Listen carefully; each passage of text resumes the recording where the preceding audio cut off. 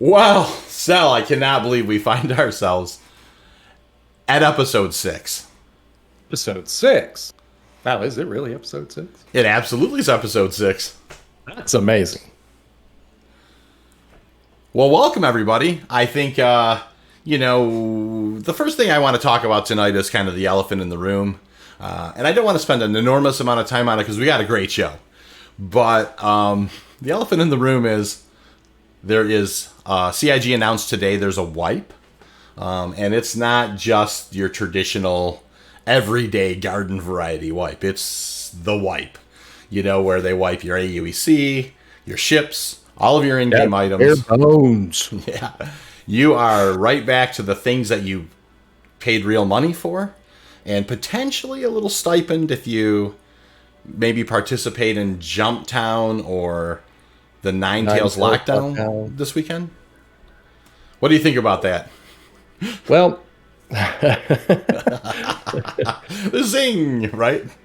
yeah, zing. Well, for us, it's not that big of a deal. Right. Because, we love to get out there and hump it. And we were already setting up a game, our gameplay for, first thing that we need to do when the wipe goes live. So, but, I guess we'll be out doing those missions this weekend. So have a little bit of starting scratch. It makes a difference. So, I mean, honestly, if you happen to listen to this before, the last time they did the wipe, I can't exactly remember how the numbers shook out, but it seems like if you participated in Xeno Threat and the Nine Tails Lockdown, I can't remember if it calculated both of them or not, but you ended up with about 100,000 more starting capital. Now, that's no indication that that's the way they're going to handle it this time. But I can tell you the difference between starting with 130,000 versus 30,000 I found was incredibly significant. I mean, I immediately logged in, got my prospector upright, and began mining, as opposed to maybe having to build a little bit of value or a little bit of wealth kind of prior to getting out there and doing some mining. Well, I tell you, with extra 100K, that's a big deal when you don't have any cash at all. So it's those old, when you're established and we're throwing we're throwing 500 and 600K around like, a little help here, a little help there, and please everybody, help as many people as you can for sure. But when you're starting back from scratch, that 100K, it's going to be a big deal. And I want to mention, I did talk to one miner today who about a week ago told me, hey, I just hit 100 million. And they were really proud of it. And so I kind of hit them up today and I'm like, yikes, what do you think about that wipe? And I was really very pleasantly surprised by his response. He's like, they can't take the accomplishment away from me that I was able to mine 100 million.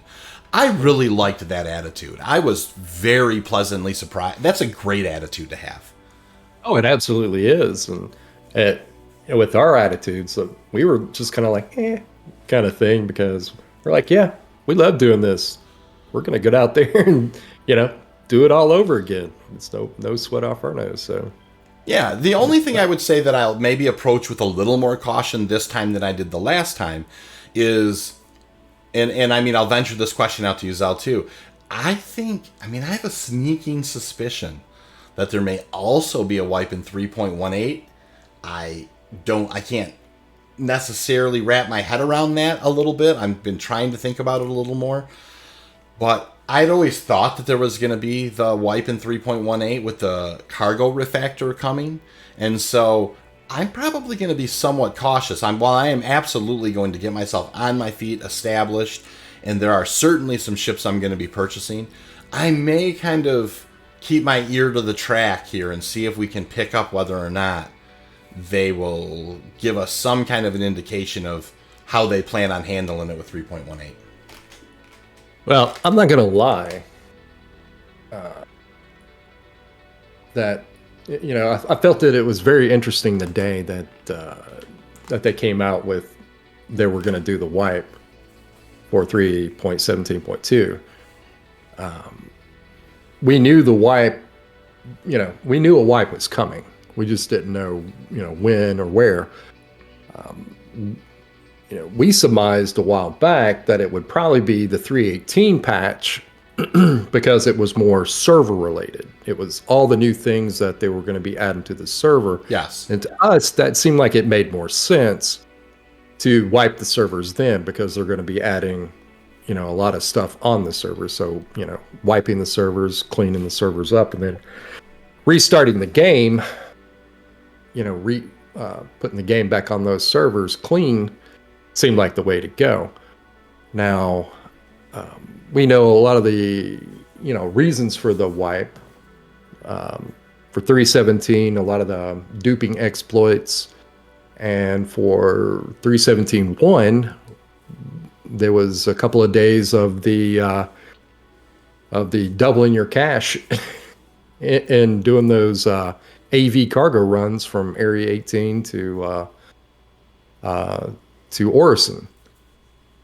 So we knew the wipe was coming eventually, but I was very, like I said, I was very surprised that it was going to be for 3.17.2. I couldn't agree more. I was caught off guard. I mean, I knew that there had been these situations where people had, made quite a bit of money. To me, the AV thing seemed like you're gambling an awful lot of your money too. There ended up being some piracy around it. I thought it was actually kind of interesting. They did actually patch it.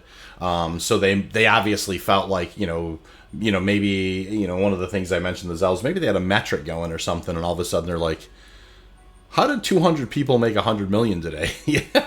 And they started looking into it, and they're like, oh, yikes, this AV stuff is a little more than what we had bargained for. Because I don't necessarily know that it was a bug. I mean, they admitted it was, but I didn't see that.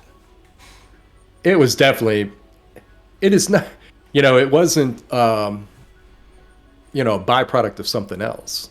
Like, the server not recognizing that you sold a particular,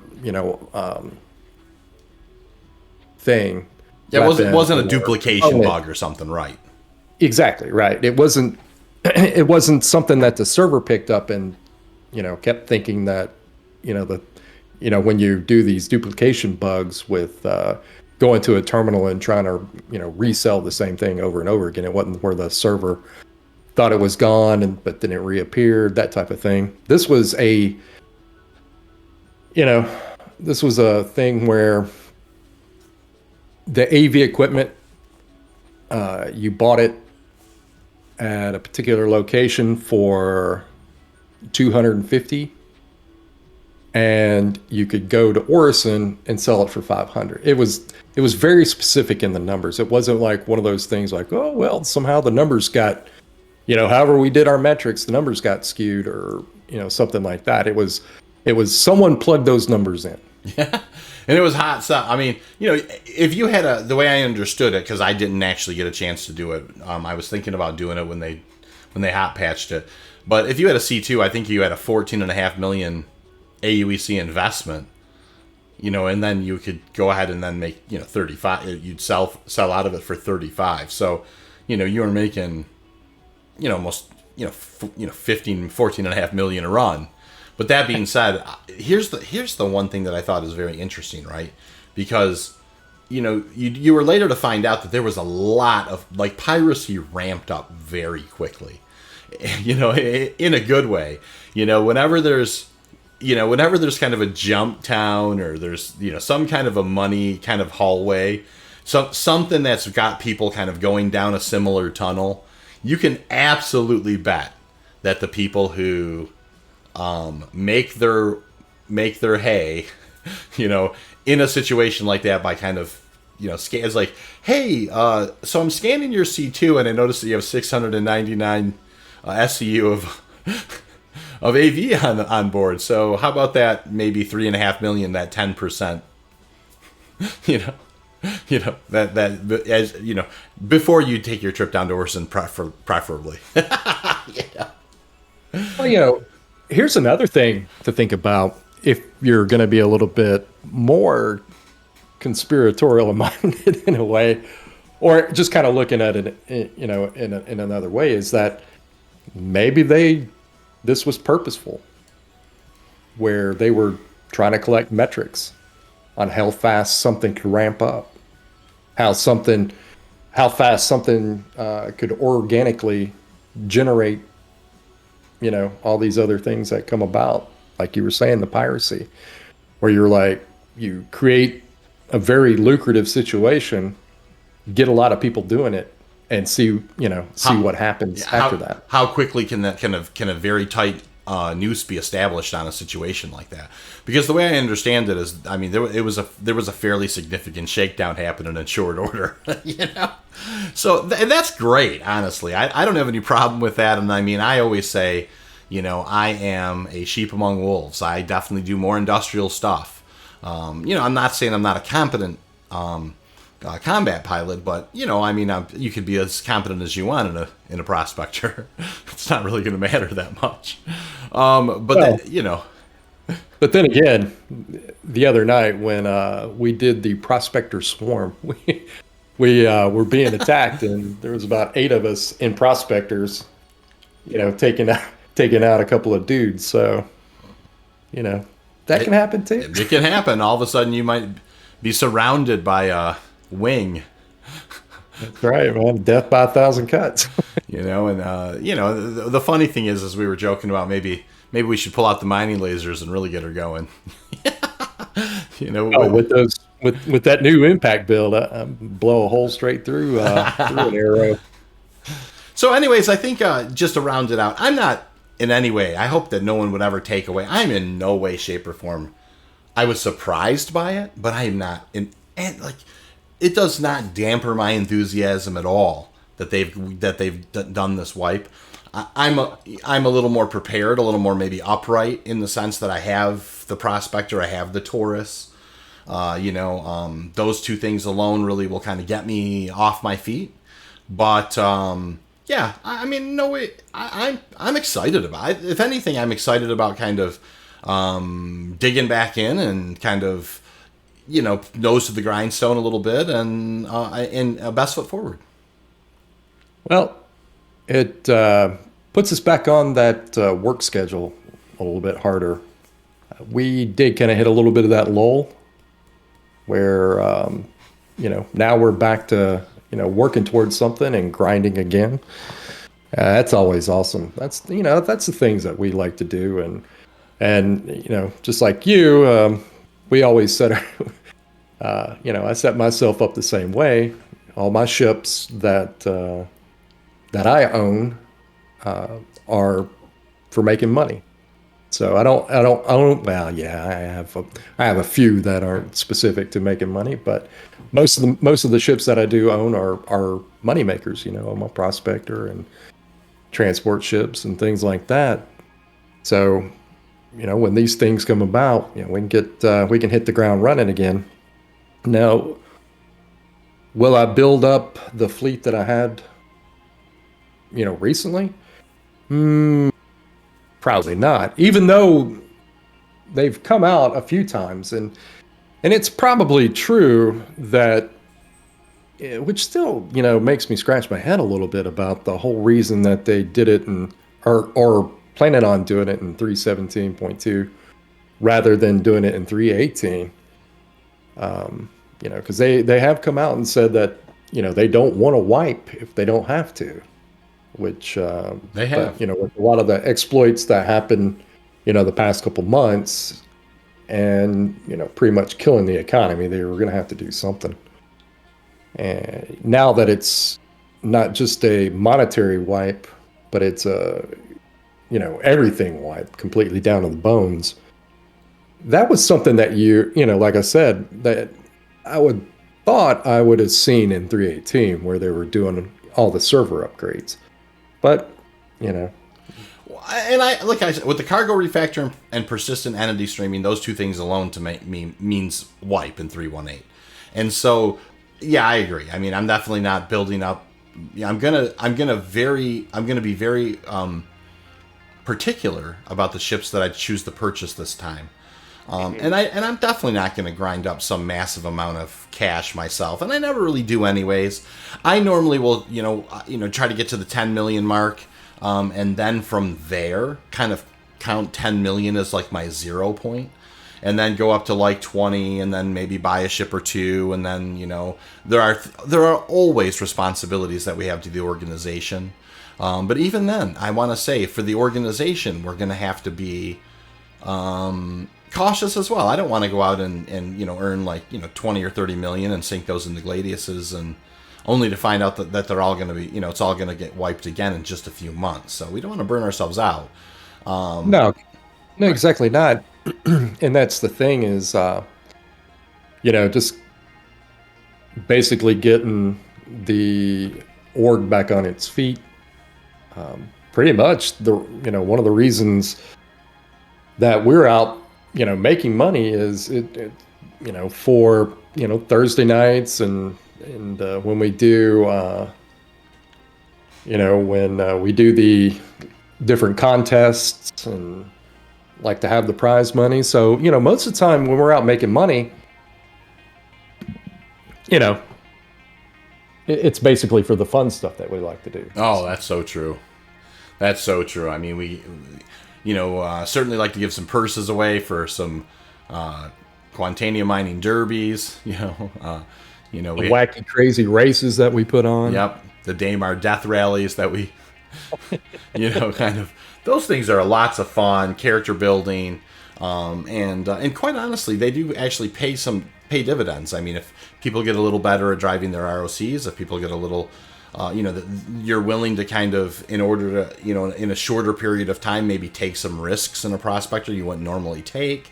You get out of your comfort zone in order to kind of win a race or those types of things.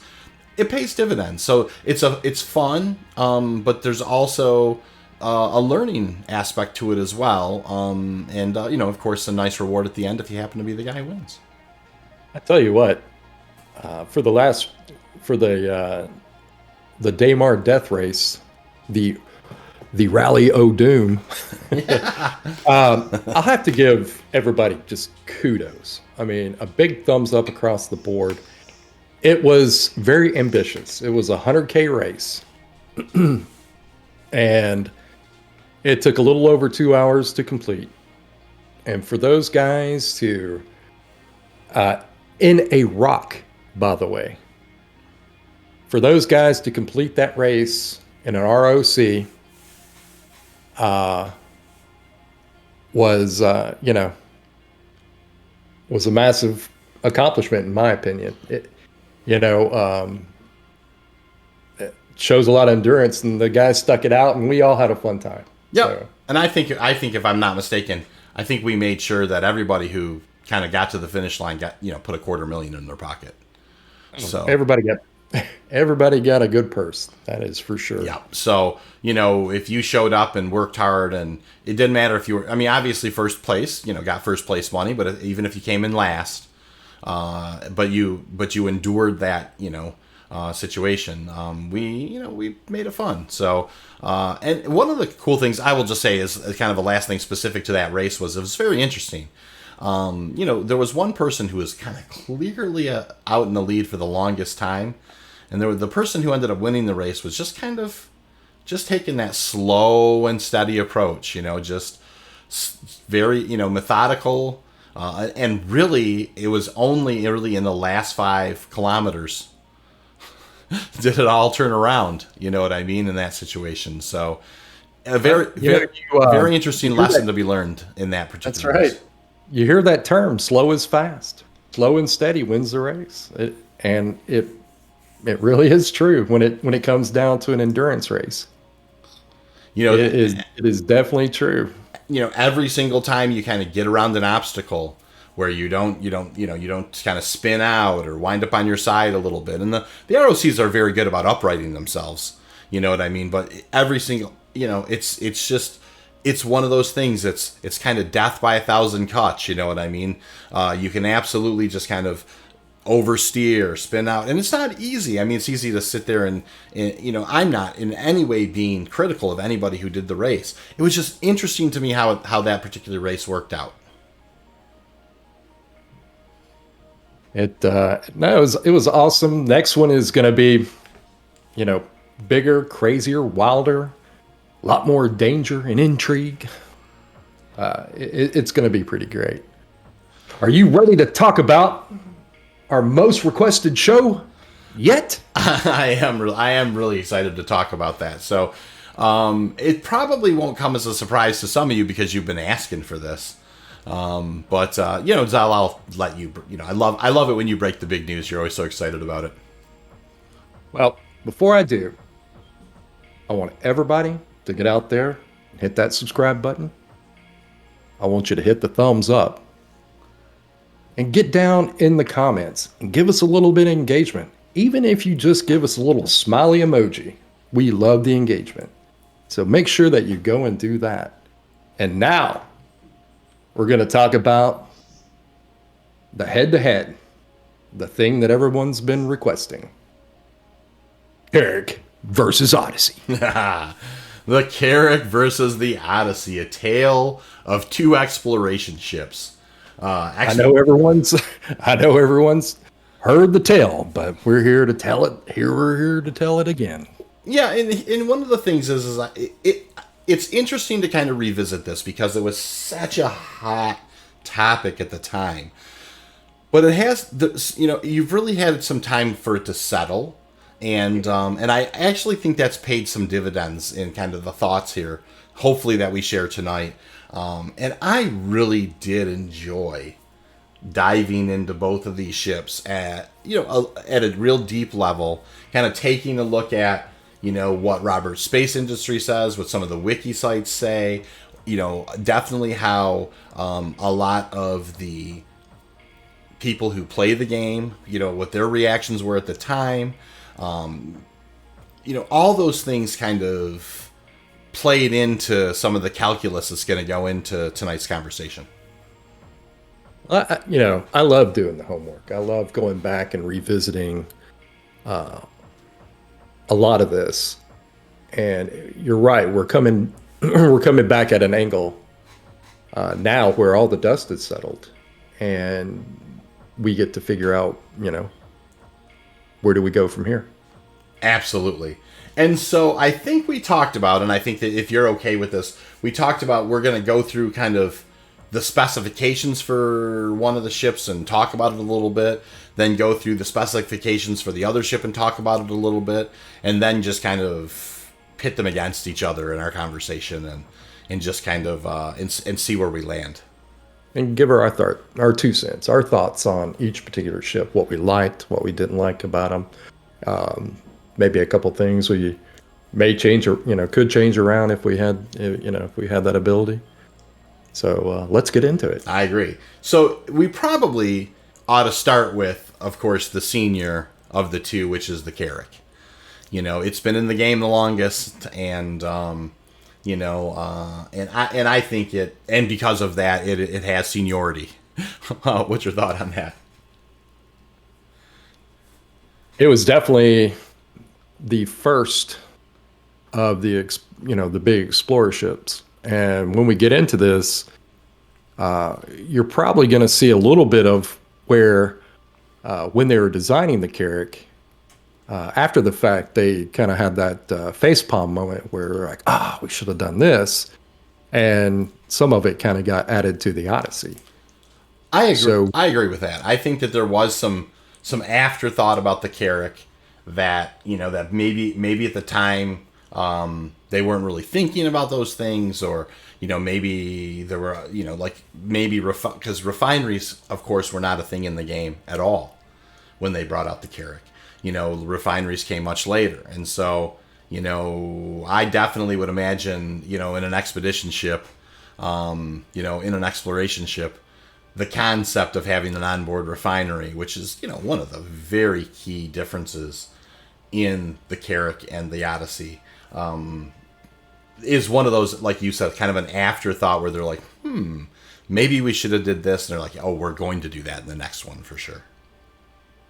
Well, do you think the Carrack, somewhere down the road, when they do a lot of the reworks on some of the ships, you think the Carrack will have another pass on it where they may add a couple of things or clean a couple of things up in the Carrack? Here's the one thing that we can honestly say that we do not have all the information when it comes to the Carrack. And it's one of the things we already spoke to, and that's modularity. And there is some modularity in those cargo beds, in those cargo, areas that very well could make the Carrack significantly more lucrative on paper than it does seem now. Because, of course, they talk about, there's just the cargo ones. But, the Carrack's got a couple of things that definitely, a couple of tricks up its sleeve that I certainly think that if they play their cards right, would absolutely kind of make it a much more interesting conversation than maybe it is now without that information. Oh, absolutely. That is probably the big question mark for the Carrack is what type of functionality are we going to get out of those cargo bays? Yep. There's a lot of speculation on what they could be. One of the biggest things that I thought was probably the neatest of all of them is being able to drop them off like a pod, like if it was like a research pod, where you have like a little self-contained hab that you could drop off on a planet and do scientific research. Unbelievable. That's pretty neat. So for those of you who may not necessarily know, the Carrack has the 3 swappable or modules are big. You kind of, there's a catwalk that, if you've been in the Carrack before, there's a catwalk that runs past them, but they're actually 3 swappable modules under its belly. And they're just basically cargo modules. They're designed to allow the Carrack to adapt to more specific jobs. You know what I mean? And right now they just have the cargo variant on there. And that's why you get the 456 SCU, is because, they're just cargo. But, like Zel was saying, I mean, just that one alone, being able to, could you imagine, here is a self-contained hab that you can put down on a planet. If you were, say, you wanted to establish some kind of a research outpost, or potentially do some other kind of gameplay loop where maybe you were doing some surveying or some or you were looking around for some hand minables or something along those lines, to have some place that you can return to, like a little mobile base that the Carrack could then return and pick up and carry to some other place. That's amazing. That's right. Oh, my stars. What versatility. You could be doing your research on your floral and your fauna and all the different scientific gameplay loop features that we're sure to see here pretty soon. Let's get into the metrics of the Carrack. I like it. So its role, it's an expedition ship. They call it large size. Yes. Its crew is 4 to 6. We spoke a little bit about the cargo capacity, which is 456. With the cargo modules. Yep. Its length is 126.5 meters. Its beam, which is its width, is 76.5. Its height is 30 meters. Its cruise speed is 208 meters per second, and its max speed is 1,236 meters per second, which is pretty quick for a large ship. And they do have kind of a minimum crew rating, and they say they really think that in order to really take full advantage of it, the minimum crew is a 4. So it is, that is a key difference. The Odyssey does have a minimum crew of 1. I don't know, that's very interesting to me. I mean, same max crew between the two, but apparently, there's maybe, it obviously, if you can just you can be a crew of 1. I mean, they say you could pull it off. in the Odyssey. So that's kind of an interesting thought as well, but the Carrack is, you're absolutely right. I mean, it is it's a very purpose-built kind of military style expedition ship. Well, that's a little bit of its history, right? It once was part of the UE Navy It's lineage. as That's exactly right. as to go out and find these jump points. So yeah, let's get into the history a little bit. So when they, I guess one of the big controversies, something that we kind of seen a little bit in the past week or so, was the controversy in the Banu Merchantman, and where a lot of people aren't happy with the way the concept art looked, 7 years ago compared to the way it looks now. We had that same controversy with the Carrack because it didn't end up looking exactly like the concept art did when it was first released as a concept. It was sleeker. It was definitely thinner. It had giant, long landing gear. I feel like, yeah, it did lose a little bit of that sleekness. But the way it is now, I think it probably is in a better place. It's definitely got more functionality than it ever would have if it was, thinner in stature. If its beam was a little bit thinner, because you couldn't have crammed all that stuff in there. When they first were designing the concept, it grew to be able to. Grew to 170 meters. To be able to, fit all the stuff that they wanted to fit into it, which is interesting to me. The reason that they kind of chucked some stuff out, I guess, they would have had to have trimmed up some things, or definitely made the spaces a little bit more efficient to kind of bring it back to 126.5.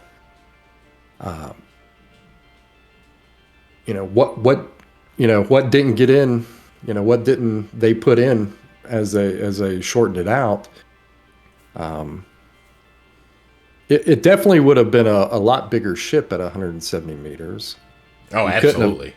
You couldn't have landed it in a large hangar. It would have been a situation where it would be like the 890, or the Reclaimer, where you could only land it in a couple of places. You had to take it to a station that had a docking port if you were going to dock it. So, I don't know. I'm of two minds of that. If you're going to have the premier exploration ship and its sole purpose is to be out in deep space, is it that big of a deal? I mean, it is now, and these are considerations to have for sure, as it relates to gameplay. When it was released, a couple of years ago, we only had Stanton. And even at the time, we didn't even have the Lagrange points that we have now. We didn't have a lot of the landing zones that we have today. So I understand that, as it relates to that type of aspect, where it being prudent for it to be able to land in the areas that you have available to you, because you don't have these big areas to go explore. But in a different consideration, its purpose is to be out in deep space. So if you're more forward thinking, would that have been such a big deal to keep it at 170 meters? What's your thoughts on that? Well, one of the things is the jump sizes, the jump gates or the jump points are different sizes. For instance, I know they talked about like the Freelancer Max being like one of the largest sizes that could fit through a certain size jump point. So it does make me wonder if maybe some of the scale back was, when they began thinking about that gameplay. Hard to say. One of the things I will just kind of say, first of all, if you've been around the Carrack, it's a sharp looking ship. It is a good looking ship. I love the way that the canopy looks on it. And so I definitely think that there was probably something in there about about one of its, the Carrack's design is what it's supposed to do is go out there and find jump points. I think that's kind of what it's an expedition ship. It is just, and so it really, to me, one of the reasons why I think it's really easy, for instance, because quantanium mining is so popular and we understand what, the direct relation between getting places and quantanium mining. And one of the things that makes the Odyssey so cool is it's something that we can kind of see, envision, feel, think, deal with now, because we quantanium mine, we understand kind of, man, that thing makes its own hydrogen, man, that thing makes its own, quantum fuel. That's a super cool thing. We haven't seen some of the gameplay design that the Carrack is meant to support. You know what I mean? And I do think that's going to change, depending on, and it's a really critical question, is how are they going to handle this jump point stuff? Because I know that I have a way that I would like to see it handled, but I'm not sure I've heard that around the community that much. But for me, the Carrack, should be able to, at a much greater range than most of the other craft. They do say all the other craft are capable of it, but at a much greater range, find a jump point. And to me, I truly hope that there's an RNG value to that jump point. And here's what I mean by that. So, let me just kind of set up this quick scenario. And I had used this, you and I talked about this a little bit before, where I talked about, so you have Stanton, then you have Pyro, then you have Nyx. So in order to get the Nyx, you go from Stanton to Pyro, and then from Pyro to Nyx. But let's just say your Carrack was in Nyx, and it just happened you happened to be scanning, and you found this jump point. And so you kind of approach the jump point, and you do whatever analysis on it, and it's fairly unstable. And based on its instability, you happen to know that you believe that, after you analyze it, it'll actually jump directly to Stanton. Like, you don't have to go to Pyro. But you also estimate that it's only really going to be stable for about 6 jumps.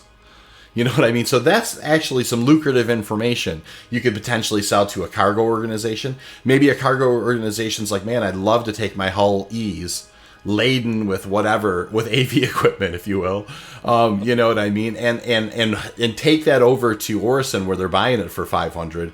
But I am not taking a bunch of unprotected Hullies through Pyro. There's no way. We just get picked off one at a time. But it's like, well, I happen to know that you could actually put 6 of those guys through this one. I found a spot where you can make a single jump. Now you could have like send 3 ships and 3 could come back.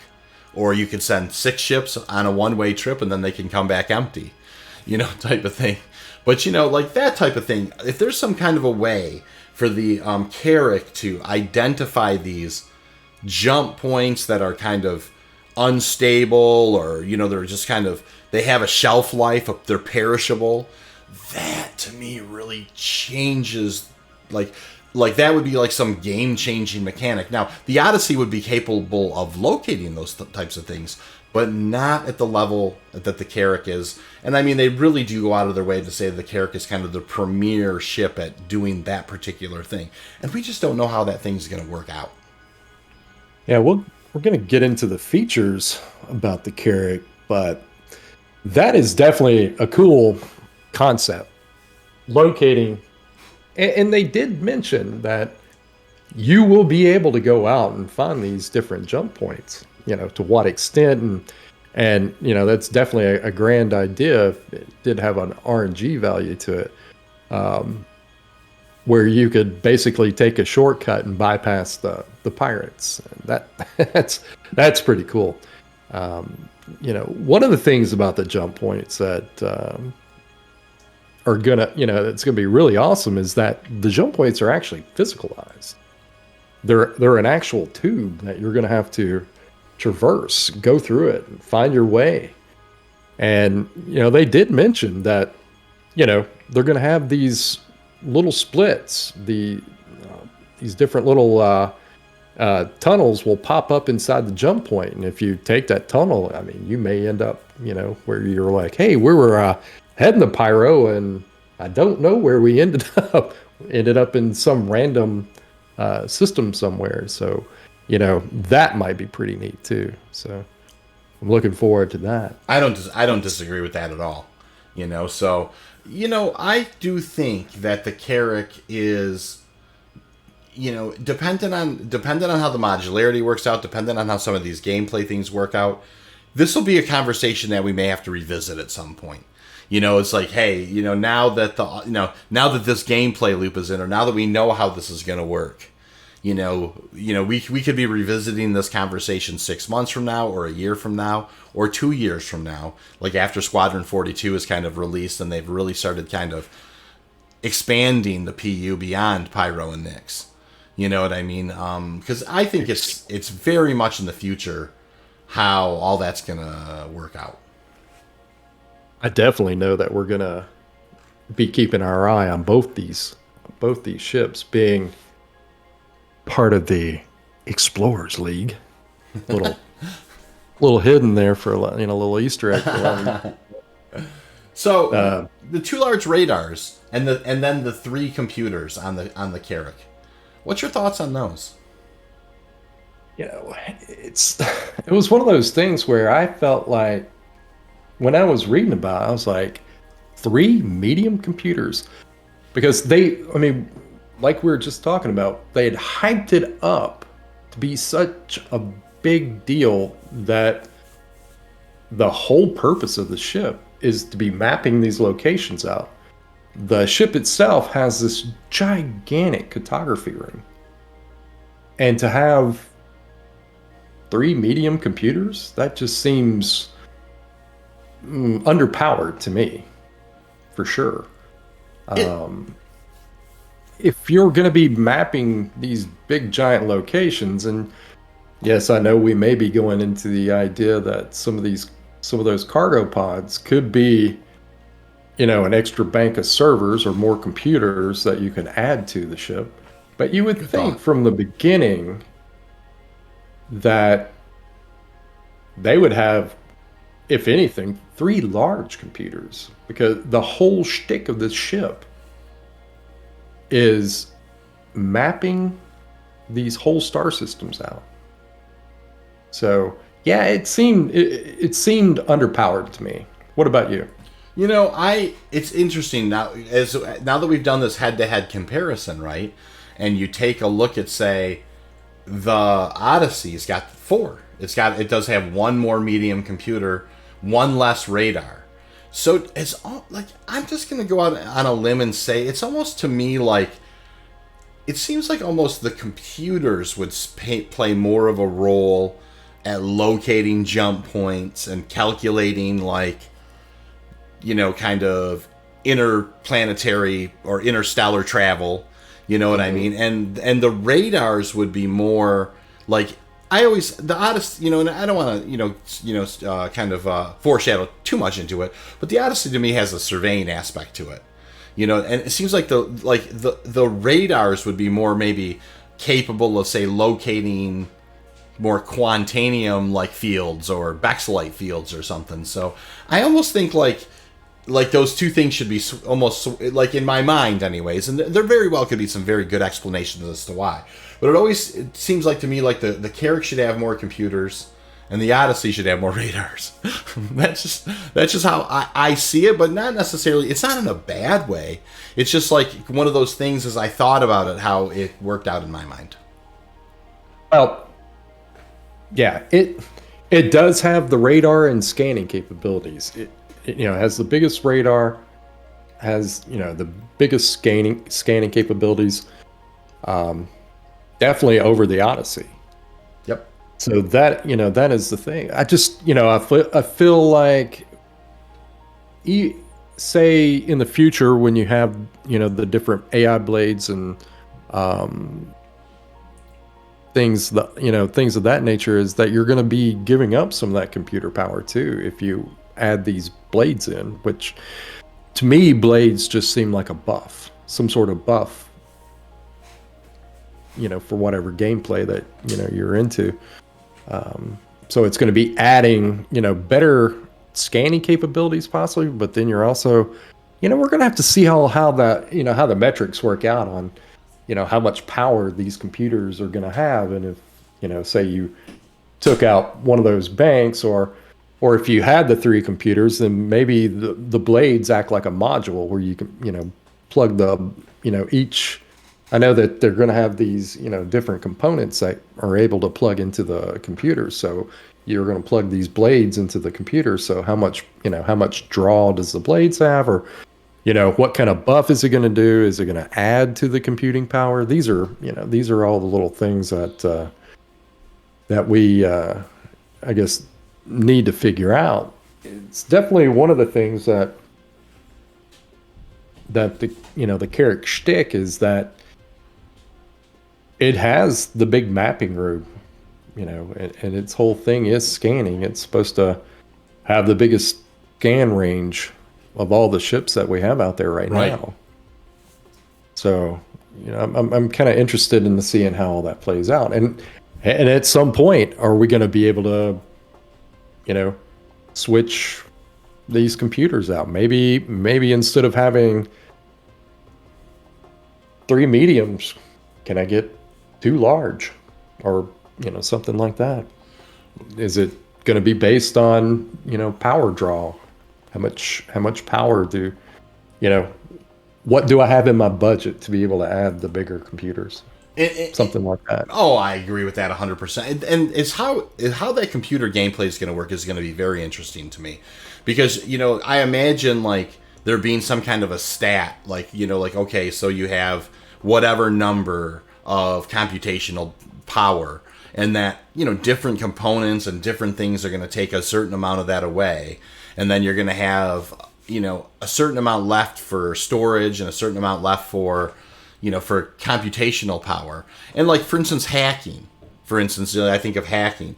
You would think like if you're going to hack, the more computational power you can kind of, maybe it's like in order to hack this thing faster, we're going to shut down our shields. We're going to shut down anything that takes any kind of computational power. We're turning off navigation, whatever. We just want maximum amount of computer power to hack something, or to actually calculate something. And we're back. So, one of those things about shooting a podcast from your home is occasionally home life spills over into it. And so magically with the edit button, we find ourselves back into the world of Star Citizen. And what are we talking about? I feel like we fell through a wormhole. Oh, I absolutely feel like we were speaking about jump points and computational power, and I feel like maybe, and I think maybe we had talked about that wormhole having kind of that left turn at Albuquerque. I feel like we took the left turn at Albuquerque, but here we are. So, some minutes have gone by since we were kind of last talking, but we, time to carry on here. So, without further ado, right? So, yeah, well, let's talk a little bit more. I guess we have a little bit more to talk about the Carrack. So yes. I think we've expanded upon we feel like it may be a little underpowered as it relates to compute power. Yep. So let's talk about the range. This has the large fuel tanks on it. It has the same size fuel tanks that you get in a Hercules. And what makes this pretty great is its fuel efficiency. Because we've, putting the big jump drive on, or putting the faster jump drive on the Hercules, that thing drinks the fuel. We love the Crusader ships, but one of the things that the Hercs have a problem with, man, is not that fuel efficient, especially hydrogen. Coming off, if you leave Orson it hit atmosphere. You almost blow through half your hydrogen just getting back into space. So that's the one thing that the Carrack has those gigantic fuel tanks and the extended range. Now, what I find pretty interesting is the way they describe it is that they have this advanced jump drive. The Tarsus tunneler, yeah. Yeah, the Tarsus tunneler. And that phrasing is very interesting to me. Tunneler. How is they keep saying that it's highly advanced. So in what way? What is it capable of? Is it capable of jumping through an unstable jump point or an unstable wormhole? It's interesting that they called it a tunneler. And I do recall seeing some gameplay where they showed a ship going through a tunnel, and it was actually kind of a mini game. Like, it really needed to be agile on its turns and points in order to kind of stay in the tunnel. And I don't know how much of that's actually going to be, but I bet you that jump drive is probably going to have some kind of a way to make that more stable. Maybe you're not going to be able to traverse the jump points a little bit easier than, let's say, some other ships. That's what's I find pretty amazing. And I spoke about it earlier. Is that jump points are physicalized. It's just like driving through, a tunnel under a mountain. There's a starting point, there's an ending point, and if you ever seen them when they were working on the jump points, and they pull out, how they have the, that particular jump point worked out. It's one big long tunnel. And, you can see it, you can see the beginning part and you can see the ending part, and you have to go, it's like driving, real fast through a mountain pass. One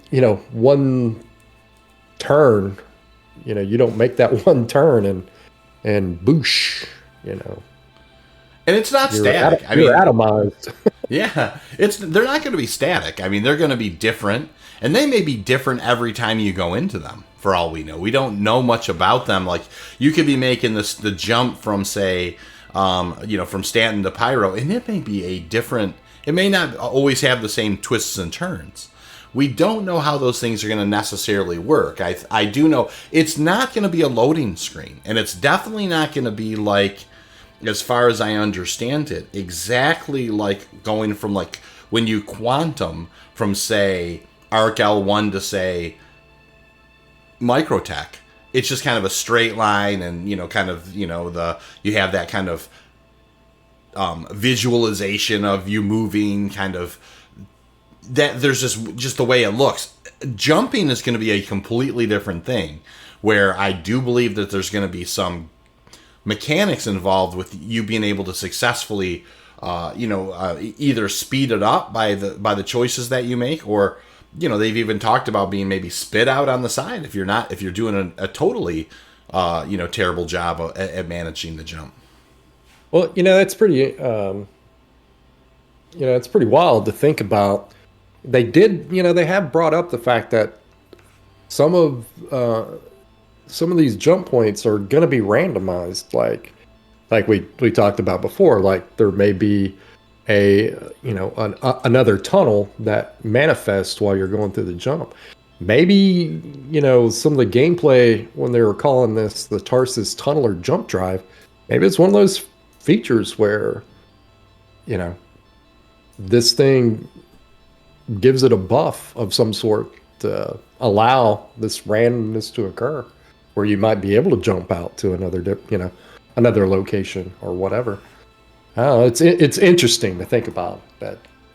There's a lot of awesome ways that they can go with this. So There really is, and it's one of the things that I think, like I said, and I don't want to retread a lot of old ground, but a lot of the gameplay stuff that the Carrack supports, Carrack's been in game for a while, and it's actually for the most part used as kind of a hospital ship in a way in today's game. I mean, it's just one of these ships that you can absolutely respawn in. Yeah, that's exactly what it's been used for these days, is a respawn point. Right. And that's pretty awesome that that it has that functionality. It's one of the things that a lot of the, I'm not going to say too much on it, but when people were buying the Cutlass Red, that was one of the big selling points, is they thought that they were going to have a respawn point. Like, they thought the medical beds were going to be the tier 2 medical beds where you could respawn in them. And they did function for a while, and then they nerfed the beds. So yeah, I mean, I owned a Cutlass Red that I bought in game specifically for that. Yeah. I still use the Cutty Red for the med beds. They still got uses for them. So they do, and as they improve down states, I think that it's going to be, and drag and some of the physicalized stuff to try and pull people into the ship and kind of get them. And also when they have these, I know that they're going to have these hover stretchers, right, where you can kind of just you can kind of hover, like, you take this hover stretcher down and then kind of maybe use your tractor beam to set somebody on top of the hover stretcher and then push the hover stretcher. They're not going to necessarily need wheels. They're going to use that Xi'an technology or something along those lines, where they're going to be kind of a way where you can get off and grab somebody in a, get off the Cutlass Red and go grab somebody in a down state, and throw them up onto, say, and they even talked about those types of missions, where you've got to pick up somebody in a down state with the Cutlass Red and bring them to the hospital. Those types of missions are going to come into play at some point. So, that's, not necessarily a rabbit hole we want to go down to in the Carrack vs. Odyssey. But man, like, it does. I mean, it does. My mind begins to stretch into, and what also begins to stretch is my mouth into a big smile when I think about that stuff. It's really cool to think about. So, anyways, I did want to touch on a couple of other points about the Carrack as well. Okay. Which is, it has the Pisces, so it does have a extra bay that you can kind of take a snub off of it. Yeah, you put your scout craft in there, right? So yep, your scout craft, and I will say that I really do like the Pisces. So that's a benefit, in my mind. I honestly, there's a good argument to be made. The Pisces is a good ship. I know that it's not everybody's favorite. I like the thing. I like its utilitarian capabilities. But it's the one thing I will say. It's very purposely. I mean, you're not getting a whole lot of other ships inside the Carrack besides that. It's very, I guess, is the term bespoke in that capacity. That the Carrack, that the Pisces fits in the Carrack, that it was that they built it specifically for that? Is yes. that where you're... Yes, they did. Did you get a chance to take a look at some of the concept art for the different iterations of the Pisces? Oh, I didn't. Now that's a place I did not get a chance to visit. So, do you have some information on those? Well, just different styles that they were, trying to come up with the Pisces, and how it looks now. And they knew that they wanted it to be 3 crew. Oh, interesting. And they knew that they wanted it to, be able to carry so much SCU. And what they ended up with is, yes, it's 3 crew. These beginnings of especially when the ship was in its bigger state, they were able to have the 3 crew members, and each crew member have a station, and the Pisces was going to have a little bit more functionality than it does now. Now it's your typical, kind of runabout, go pick up said thing and, bring it back to the ship type thing. But It almost before, seems, yeah, it's a very big homage to Star Trek, I think. yeah. But, it was, it was going to have a little bit more functionality than it does now. And, have a bigger sensor suite, that type of thing, where each of the crew members had their own stations and they could do their own type of thing. But now, I still believe the Pisces is a solid ship. And some of those iterations, I thought the concept designs were pretty cool. You'll have that every once in a while where see 6 different concepts, for that metric, that size of ship. Right. And you're like, ooh, I would have went with that one, or maybe that, would have been cool. So, yeah, you're going to have that. Well, I definitely have seen some concept ships, or at least some iterations of concepts where I thought, boy, I wish they would have stopped there. There's been a couple of those, but that doesn't happen often. I think that the ship pipeline is pretty good. And I do think, the Carrack definitely has one of these, it kind of definitely shows the era that it was built in. It does a little bit. You can definitely see where CIG is, how far they've come these days. Because the Carrack was one of the first, pretty big ships that they completed, and you can tell that a lot of the design philosophies that they've picked up over the years.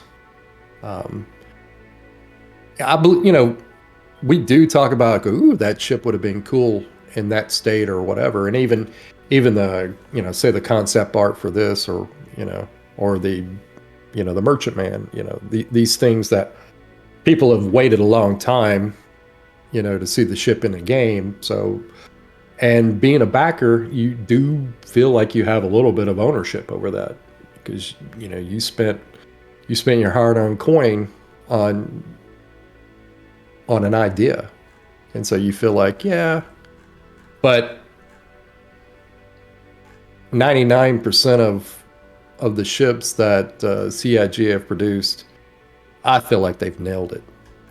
I don't disagree with that. I think that they, I think that they've definitely. It's kind of like, in a way, it's if you start watching a television show and you decide you like it. I mean, there can be, the first few episodes, but eventually, kind of, there's more character development. The characters have settled into their role, and all of a sudden, it hits its stride. And so I do think I backed in 2014 because the Cutlass Black was like one of the coolest ships I'd ever, the concept of it was so amazing.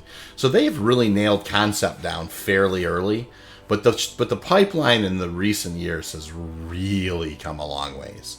I mean, I really did like the Argo Raft. I really liked what they did with the Hull A. I really think that they're starting to hit their stride. And honestly, like the design on the Odyssey, and how it's very MISC, they have that design language, is really, they're doing a great. I mean, they really are knocking it out of the park, and some would argue they better be, because that's a big part of their revenue stream. I just get giddy over cool ships. You know what I mean? And so, and obviously, I think a lot of people do too, just based on the way that the funding, it's become such a popular funding source. Well, you do have that excitement because CIG has done such a good job with how all these ships have turned out. So that was one of the coolest things ever. I remember when first started backing back in the day when all you could do was go in your hangar. And yeah, what really,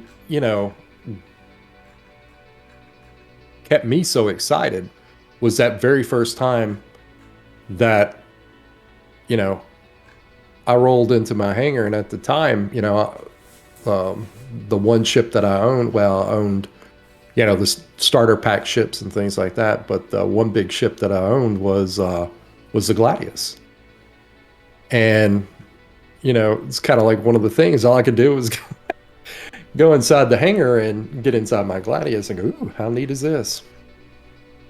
But or even the Mustang in the old Mustang form that it was in, where you know all the way that the ships looked, you're like, wow, it looks tangible. It looks like a physical object. You could that's the thing that really excited me, was the fidelity of the ships, and that was even back then, like in the early days. And ships have come a long way now. I mean, even now I can go out to a pad and be walking underneath the ship and just look at all the detail, with the hydraulics and you're like, wow, that is a lot of detail. And the amount of detail that went into the Carrack, just think about walking down those down the corridors, and you look up, it may seem, not like such a big deal, but then you look up and see how they've put the HVAC in, absolutely, how the ship had, all the little details, and you're like, wow, somebody actually thought about the lighting accents. Going to the captain's quarters, and you look up, and you got chambered ceilings, with accent lighting. You're like, wow, little details. And I mean, Star Citizen is filled with those little details. Yep. And that's what's, that's what gets people excited about Star Citizen. So Carrack, I think in a nutshell, if I were to use one word for me, is Pathfinder. I think that really is kind of, there's so much more that goes into it. I mean, and one of the areas that we haven't hit on yet is the drones. Mm-hmm. The repair drones is another thing that it is a differentiator, right? The Odyssey doesn't have those. The Carrack has those. And I think, if I'm not mistaken, it does seem like the drones may do more things than just repair stuff. They're gonna... Yeah, they're multifunctional. Right, exactly. They do a lot of different things, those drones. And they have, 4 on board? You can launch 2 at a time? Is that... So you have 2 different consoles for them, so 2 different people can control them. And you can launch 2 at a time. That's crazy. A lot of people are asking, well, what happens if, a couple of them get destroyed? Can you make more? That's another thing that was... that's pretty awesome about the Carrack, is that it has that repair bay and the 3D printer that's in the repair bay. I'm excited to see, what's the different things that you can manufacture. What's the different things that you can make? And the fact that the Carrack has it, is it a like a trial case where that may be something that you can buy for, a certain size ship, that particular, 3D printer technology, where you can, repair component, or, I guess find the schematics for a particular component part, have the 3D printer create it, and, use it to repair things out in the verse. That's one thing that, we'll get into the Odyssey in a little bit. That's one thing I didn't see on the Odyssey. Well, definitely not. And I mean, with the Carrack having a little bit more of a militaristic bent, you may find yourself, I mean, it seems like I wouldn't say offensive, you know what I mean, with the Carrack, but the Carrack certainly does seem like it is, and we'll see kind of how the cruise speeds and some of those things shake out. But, I mean, you may need to kind of, do more repairs on your hull or those types of things. And those you know, depending on how functional those drones are and exactly, what their capabilities are, and like you said, with the ability to actually maybe use kind of some kind of a 3D printing type thing to produce particular things. It is funny how, like, the more that the conversation's worn on, I mean, there's so many things, like, and I hate to sound like a broken record, but so many of the features that are in the Carrack's wheelhouse just aren't in the game yet.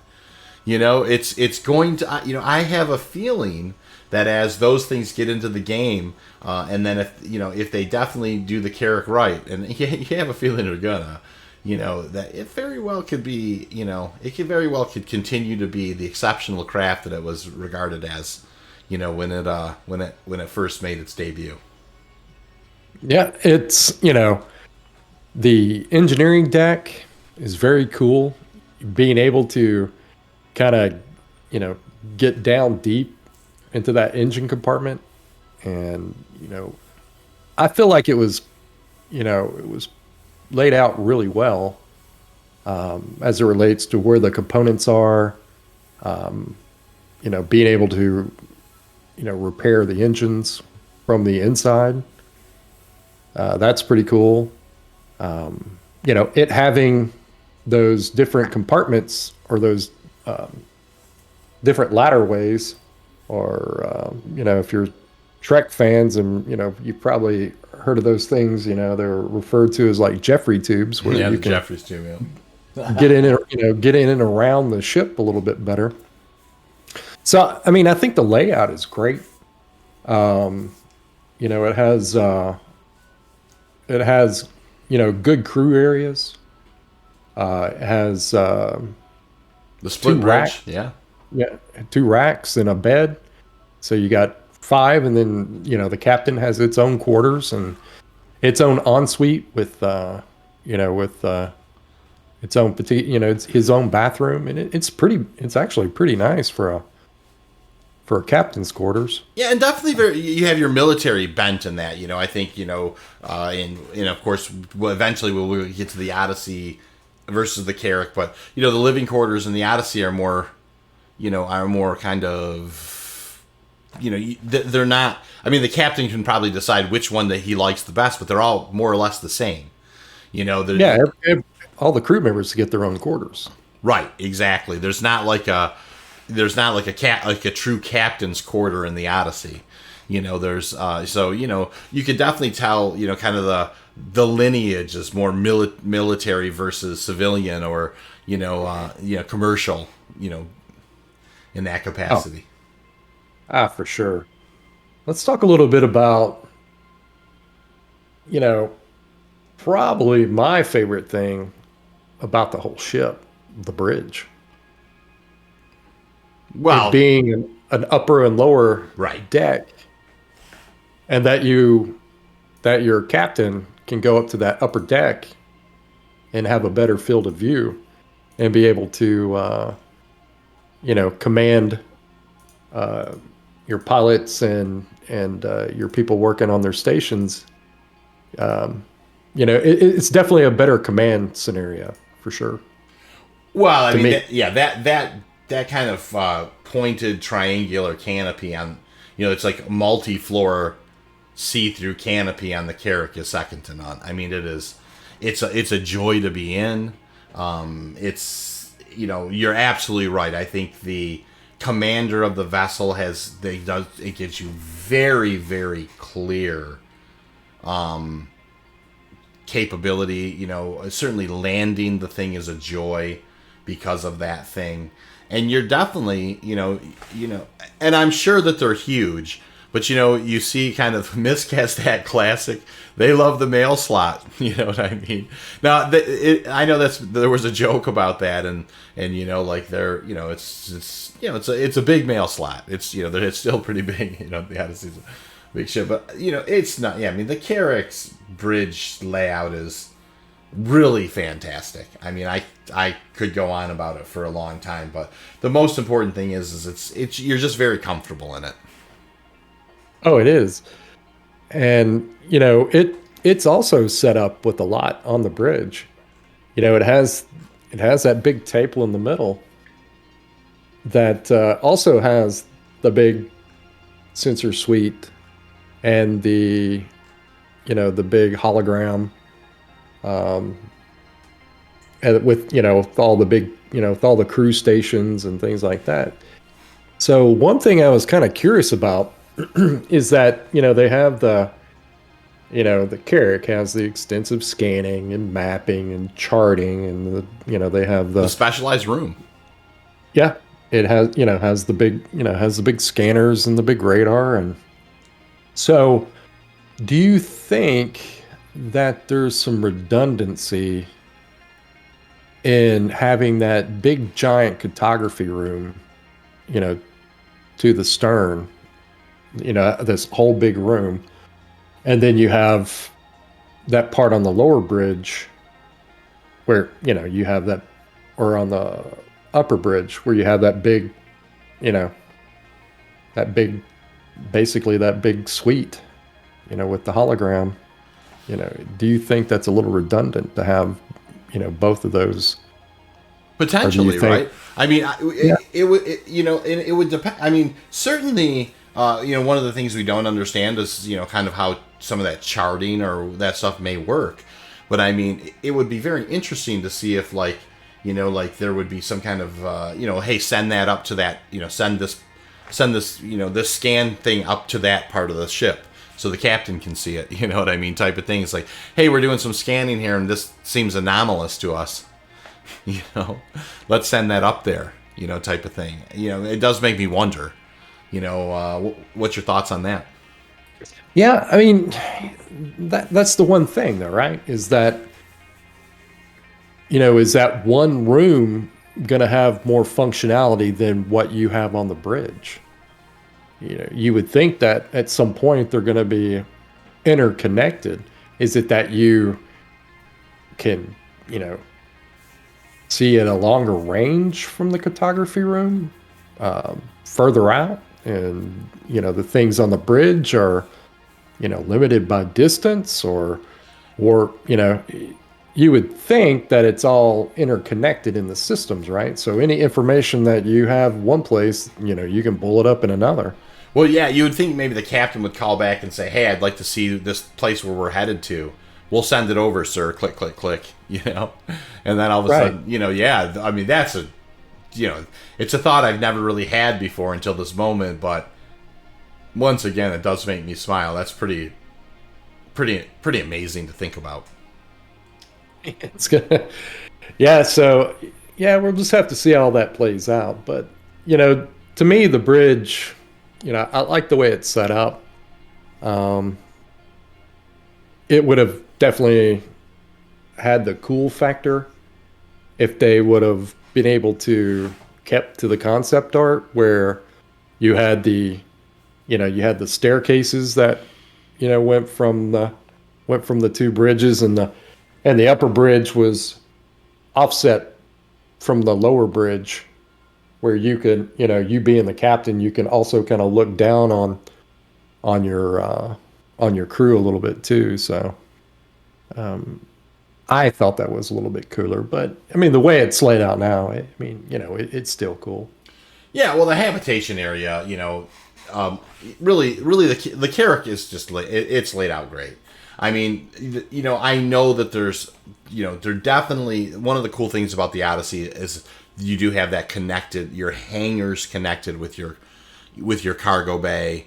You know what I mean? And of course the ramp drops, and it's all just kind of one big kind of cavernous connection stuff there. You know what I mean? Mm-hmm. But of course the Carrack's got its whole bottom end. You know what I mean? So it's, man, there's a lot of things to consider. When you're kind of pitting these two ships against each other. Yeah, both of them. They have a hangar, and they also have an area to put, wheeled vehicles in. So there's a lot of similarities for sure, but we're thinking that, the Carrack is really designed for mapping. They really pushing the idea of Pathfinding. having the long range sensor array, and being able to map, being able to it's better at finding these jump points. Yeah, we'll just have to see how it lays out. I mean, it's like, the thing too, it's definitely set up to, really be deep into space. One of the cool things that that I find pretty interesting is where, that front canopy, is going to be able to have that, the canopy protection, where you can totally shield off the front end of your ship, where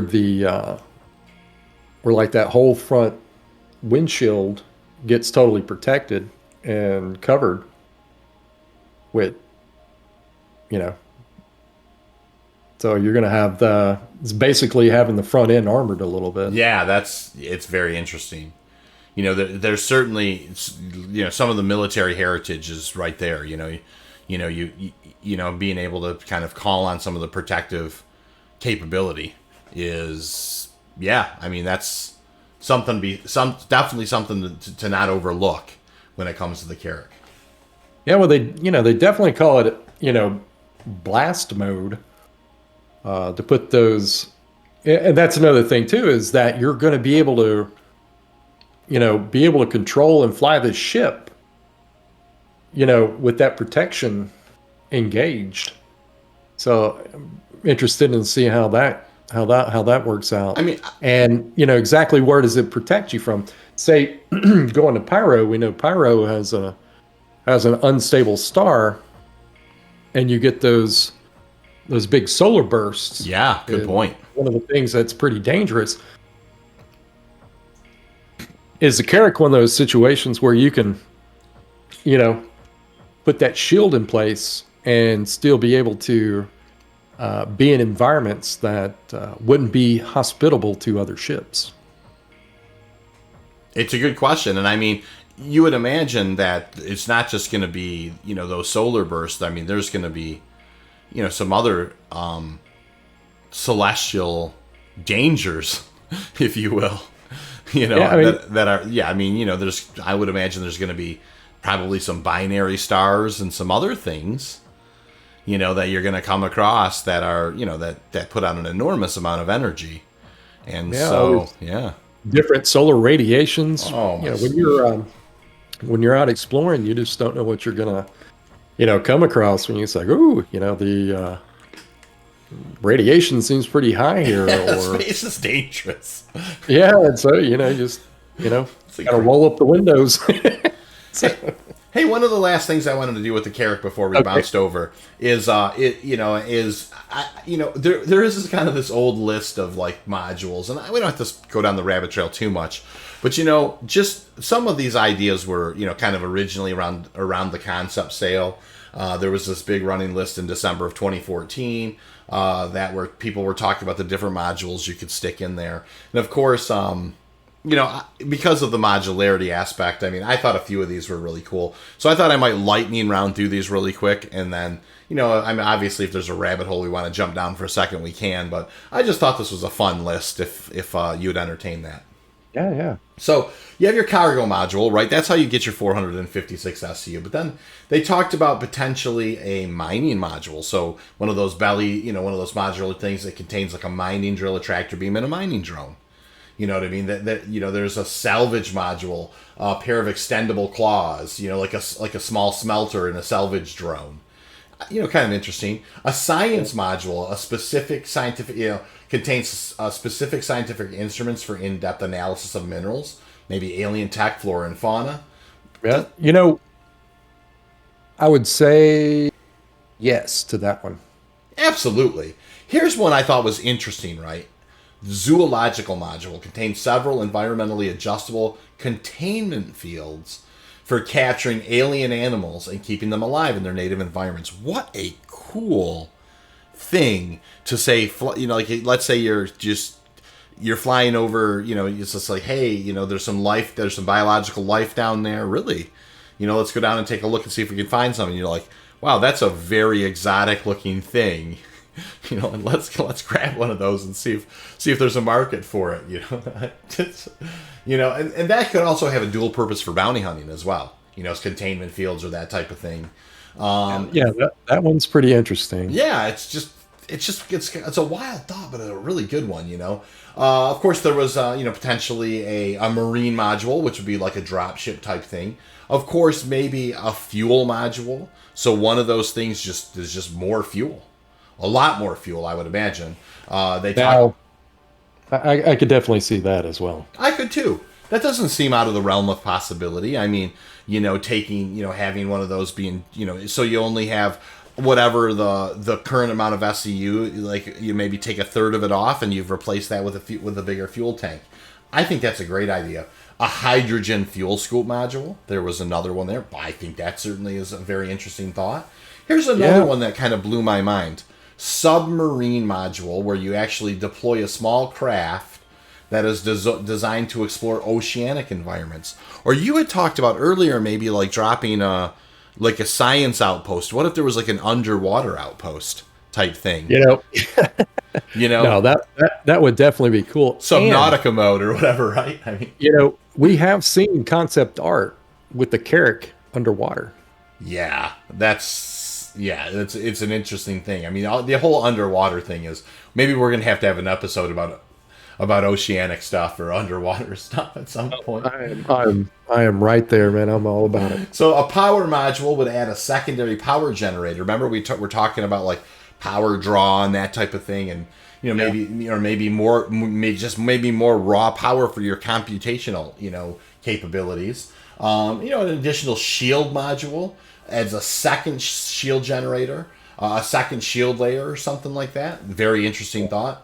A fabrication module adds an industrial 3D printer to turn raw materials into finished goods. That was, kind of something that we hit on a little bit. Probe module. This is a cool one. Contains a probe launcher and a rack of 32 class 1 probes. Now that's an interesting thing. It's like, hey, let's deploy... we're going to deploy 6 probes here. Boom. They just send them out in every direction. You know what I mean? And see what they, and then you talk about maybe if those things are reporting back to your cartography station, wow. I mean, you begin to, the Carrack, listen,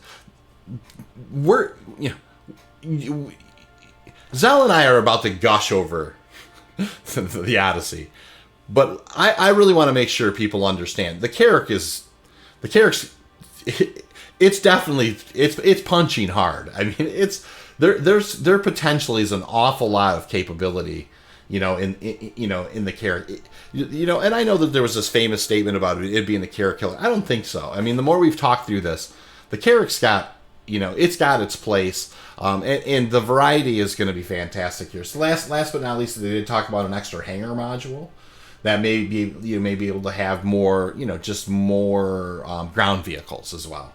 Was one of the ones they talked about. So I thought that was fun, because modularity was one of our big kind of things that we talked about in the past. So we didn't really talk about the Carrack having, this kind of modularity. And who knows, it may be much more, smaller than that. But a couple of those really seemed like they were great ideas.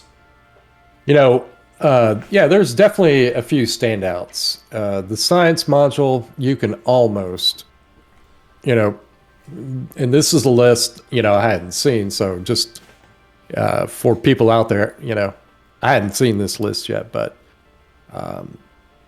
most definitely science module for sure.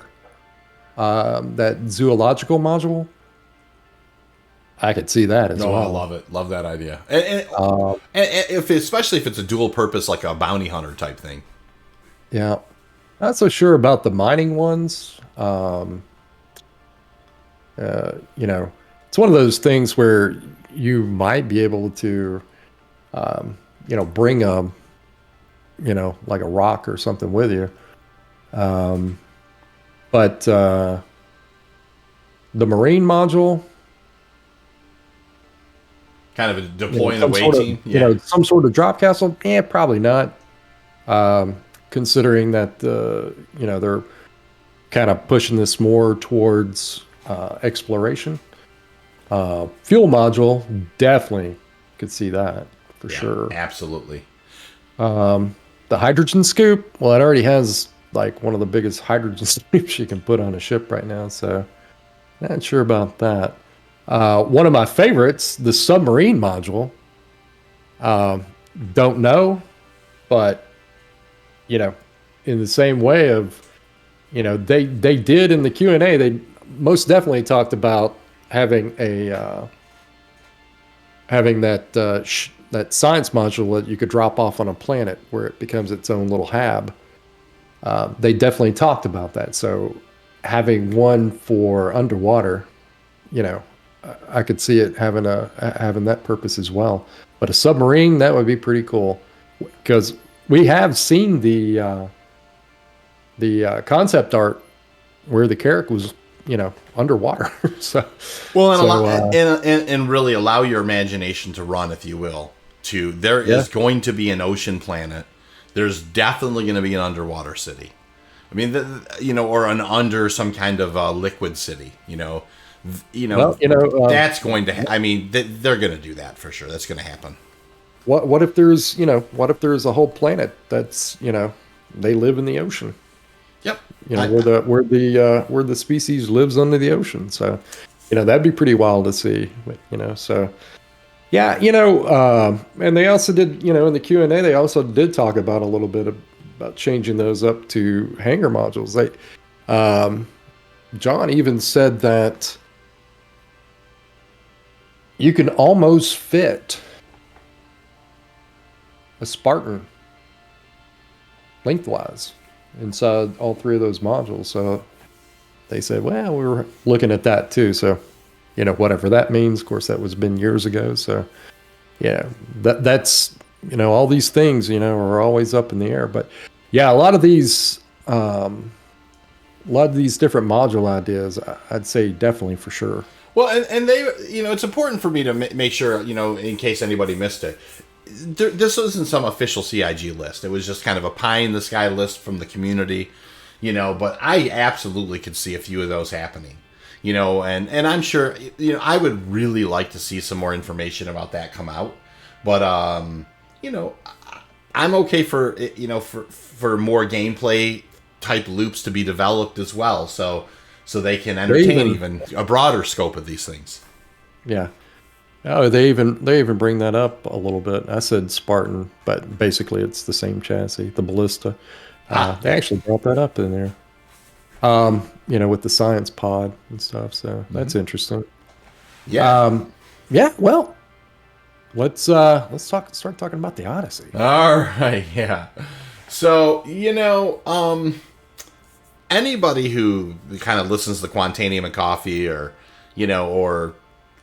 knows anything about me they know the Prospector's my favorite shipping game. I mean, it's not even close. I am a MISC fanboy through and through. MISC makes me tremendous amounts of space bucks in Star Citizen. And, now I'm pragmatic about my hauling. I do think that the MISC ships are very, very, egalitarian, very purpose-built. I definitely, I lean on something more of like a gunboat. It's a dangerous world out there. Hull A's are a little... they have their place inside safe sectors of space. Andromedas, also have their place. But just to speak to the Odyssey, very difficult decision not to shell out the money for it. It's right in my wheelhouse. And I adore the ship. I mean, and as I've looked at it again, I realize, there are some things about it that I really, really like. But there's a couple of things about it I don't like as well, and we'll get into those. How about you, Zel? Well, that is, why we decided to do this head-to-head is...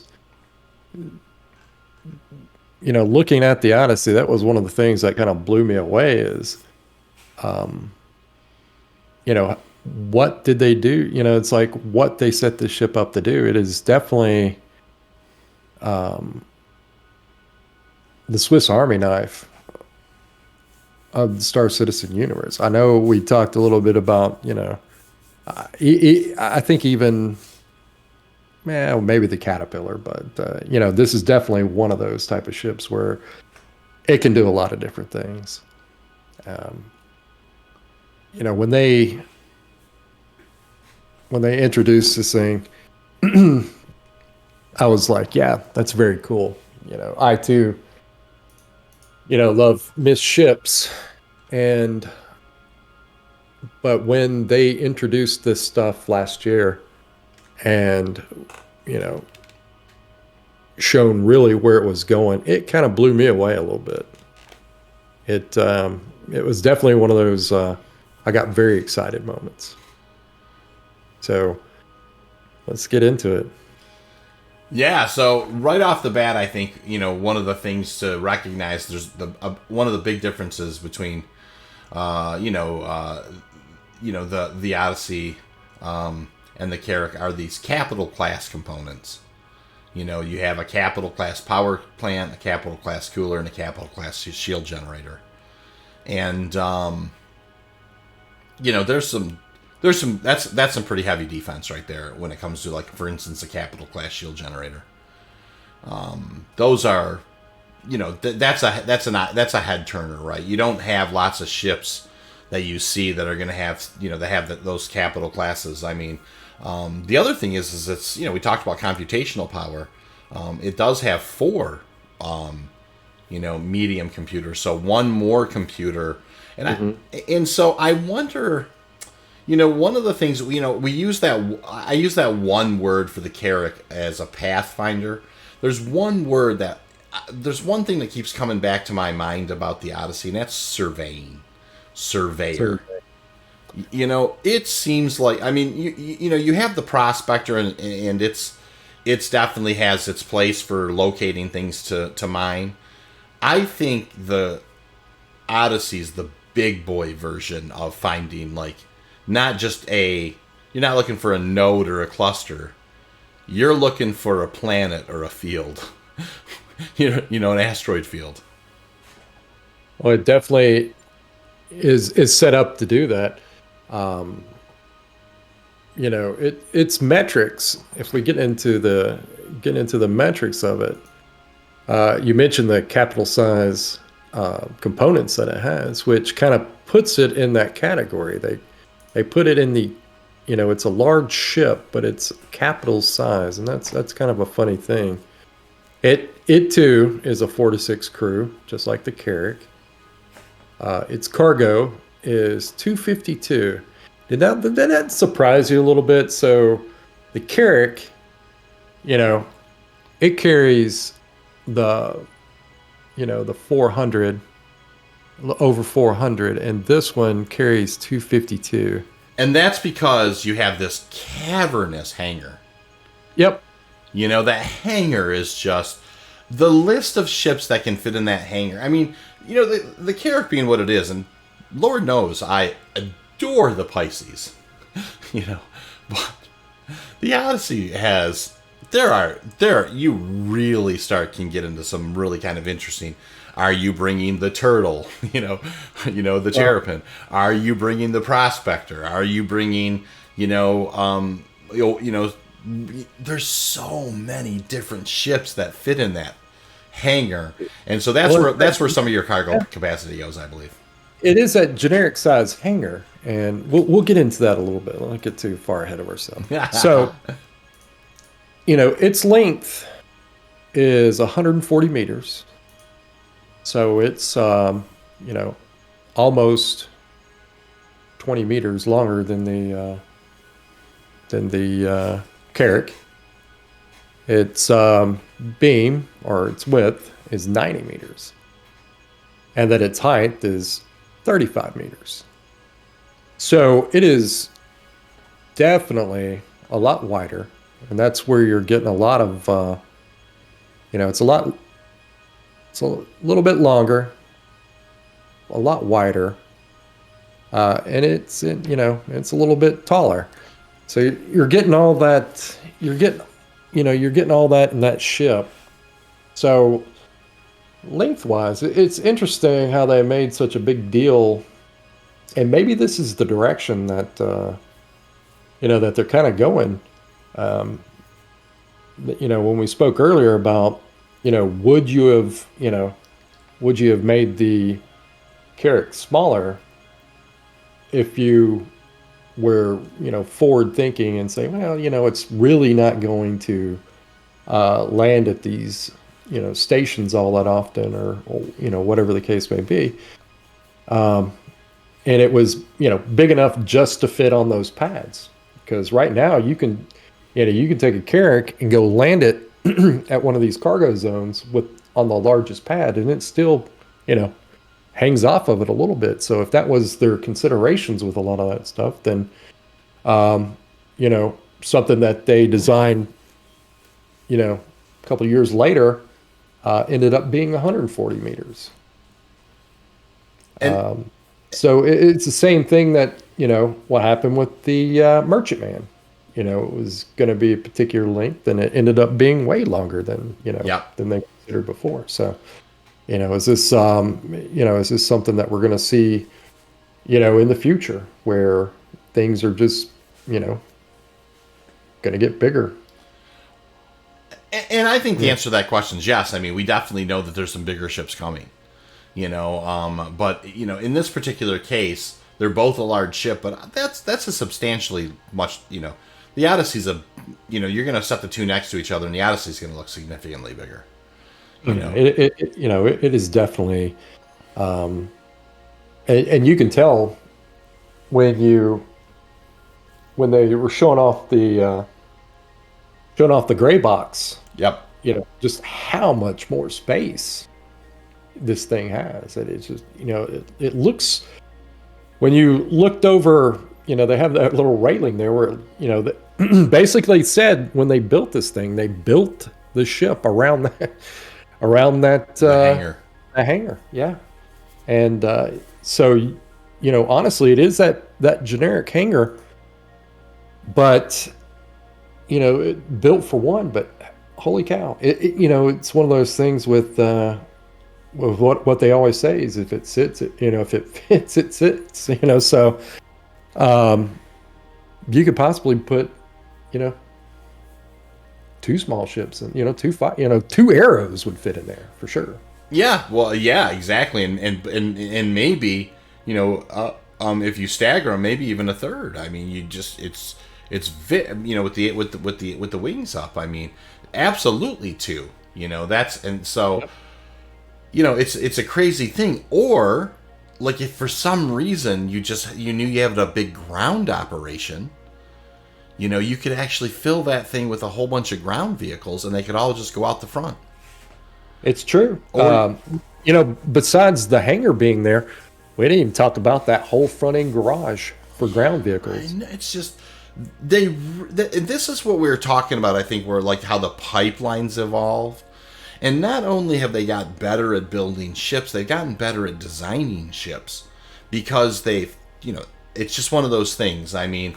If you make a stew, it tastes really, really good the first day, but man, the second day, holy mackerel! Better the second day, yeah. You know what I mean? And I just think that the Odyssey has absolutely benefited in its design from all the other ships that were made between the Carrack and the Odyssey. And so they really seem to have, there's a lot of things that came together on the ship that are really impressive, including that entire, the fact that the hangar and the garage, and then the ramp and all that is just flow through space. I mean, that's it. I think you used the term Swiss Army knife. That's where that begins to come into play. That whole Swiss Army knife kind of idea conceptually is you can configure an awful lot of different combinations of ground and air vehicles, depending on what it is you're trying to accomplish. Well, one of the things that I feel like they've done pretty well with this ship is the conservation of space. It seems like they've, you know, were able to cram a lot of things into this ship and still, you know, make it seem, pretty big on the inside as well. The very fact that it has, a refinery on board, that's pretty wild. And, that's one of the things that we were talking about is, to compare the two,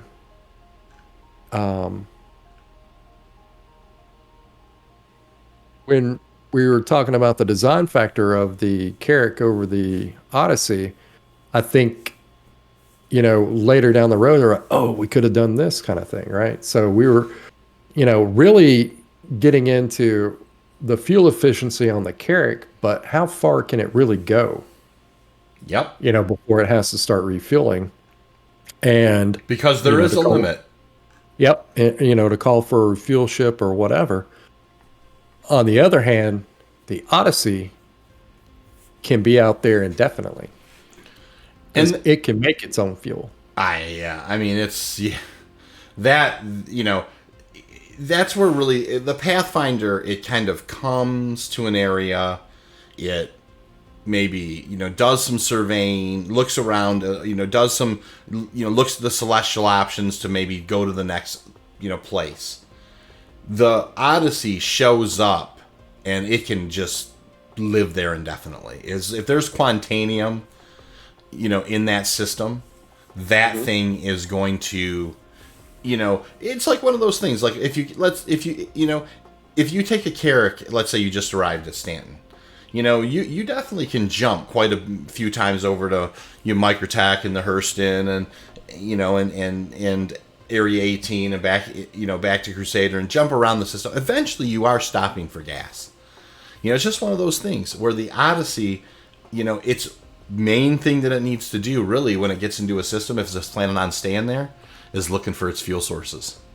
Yeah. Like, hey, let's go ahead and find some quantanium. Let's get that stuff marked. All right, this is an excellent asteroid field here.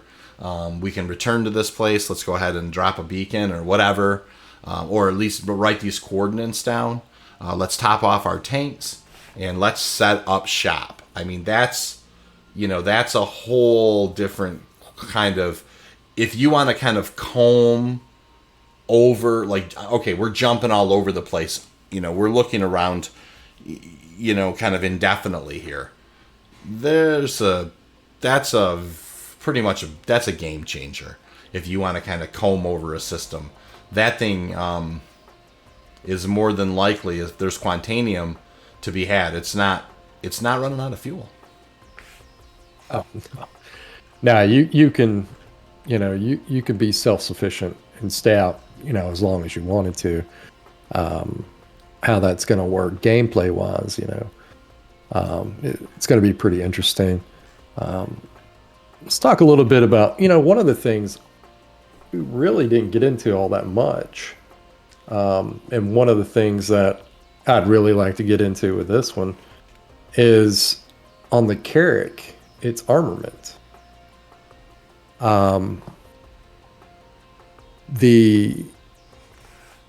We'll talk a little bit about the Odyssey's features and weapons and shields. This thing is equipped with 3 turrets with size 5 guns and 4 missile racks. This is going to be a pretty defendable ship. One of the things I find that I, wasn't able to find out is if, the pilot can control any of those weapons. On the Carrack, you can't. You have to have people in the turrets. Right. And, will the Odyssey, be able to, well, obviously we can fire those missiles from the, I'm fairly sure from the pilot's chair. But, will it be able to control the guns? Because the Carrack has the, let's see, what is it? It says the 2 size 4s on the wings, right? And then it has the top turret, which is controlled by somebody in one of the control panels, and then it has the bottom turret, Right. which I believe you can get into, which is manned. So you have, essentially, you've got 4 turrets. And, this one, and they're size 4 guns, but this one has 3 turrets with size 5 guns and 4 missile racks. So it's it's going to be kind of a missile boat. I guess pretty similar to like the Constellation, or I tell you what would probably be a good comparison would be the 890 Jump. Yeah, now that thing's got missile rockets for days. You know what I mean? Yeah. The 890 Jump's a very interesting ship. It's kind of luxury. But it's got some teeth, man. Yeah. The one thing I will say, it's interesting. I mean, I've been in a Carrack, and a Carrack is a very capable fighter. It really is. I mean, the turrets have a lot of range of motion. I think that they're well placed. But it's an interesting thing right now, the way the game works, and who knows how it will eventually come into fruition. But there's between size 1 to 2, and from size 2 to 3, and from size 3 to 4. I mean, definitely there's a difference between 1s and 4s, but it's not nearly as noticeable as that jump to size 5 right now. Oh, yeah. It's a very, and I don't know if that's going to be how it works out eventually, but a size 5 turret hits a lot harder than a size 4 turret. I mean, a noticeable difference amount more. It's not like it's a bigger step up. So those 3 size 5s are going to be fairly, it's going to be fairly good armament. But I'm having I really feel like the Carrack probably would be in a better. It's going to be in maybe a little bit of a better situation to run. Potentially than So I have a feeling you may need those capital. You may need that capital shield generator if you're caught. If you're caught in a situation with the Odyssey. Those are size 5 guns. They're not to be toyed with. But, you may wish, in that situation that you would have brought one something more like a Gladius with you than a Prospector if you get into in some kind of a fight with it. Well, it having, the big size 5 guns and the missiles, and it's one of those things where it's you're not going to be dogfighting in any of these things, but right, if you have multi-crew and you got people in the turrets and things like that, and the very fact that that the Odyssey could carry multiple ships, launching one of those ships definitely would be a big thing. Well, if 2 arrows come out of that thing, it's a whole different ball game. Really, I mean, obviously, overwhelming opposition is overwhelming opposition. I mean, if all of a sudden you're just getting size 9 torped like crazy, it is what it is. But but I mean, if it's like a like a small pirate outfit, 2 to 4 people, the Carrack, and it really does seem like. It really does seem like the Odyssey's on a little bit better footing than maybe the Carrack. I feel like it is, and it losing, one of the turrets over the Carrack. I don't know if that's going to be a detriment or not. I feel they probably, as it relates to defending themselves,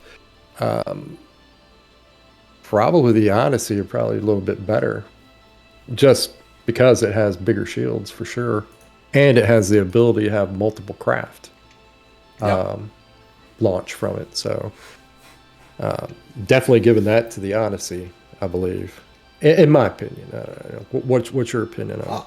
I think, the capital shield generator, the capital cooler, the capital power plant, and the bigger hangar, some surprises could come out of that Odyssey. You know what's more than likely in the Carrack. So I just,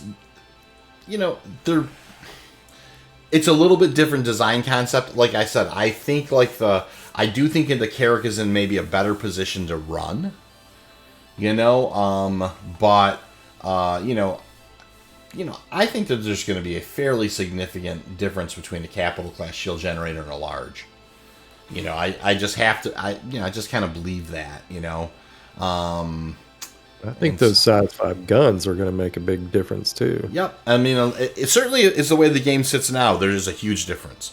It's getting hit by size 4s is a completely different animal than getting hit by size 5s. There's just it is what it is. It's just, and if it continues along the same path that it is now, absolutely clear, without beyond a shadow of a doubt, clearly, the size 5s are better.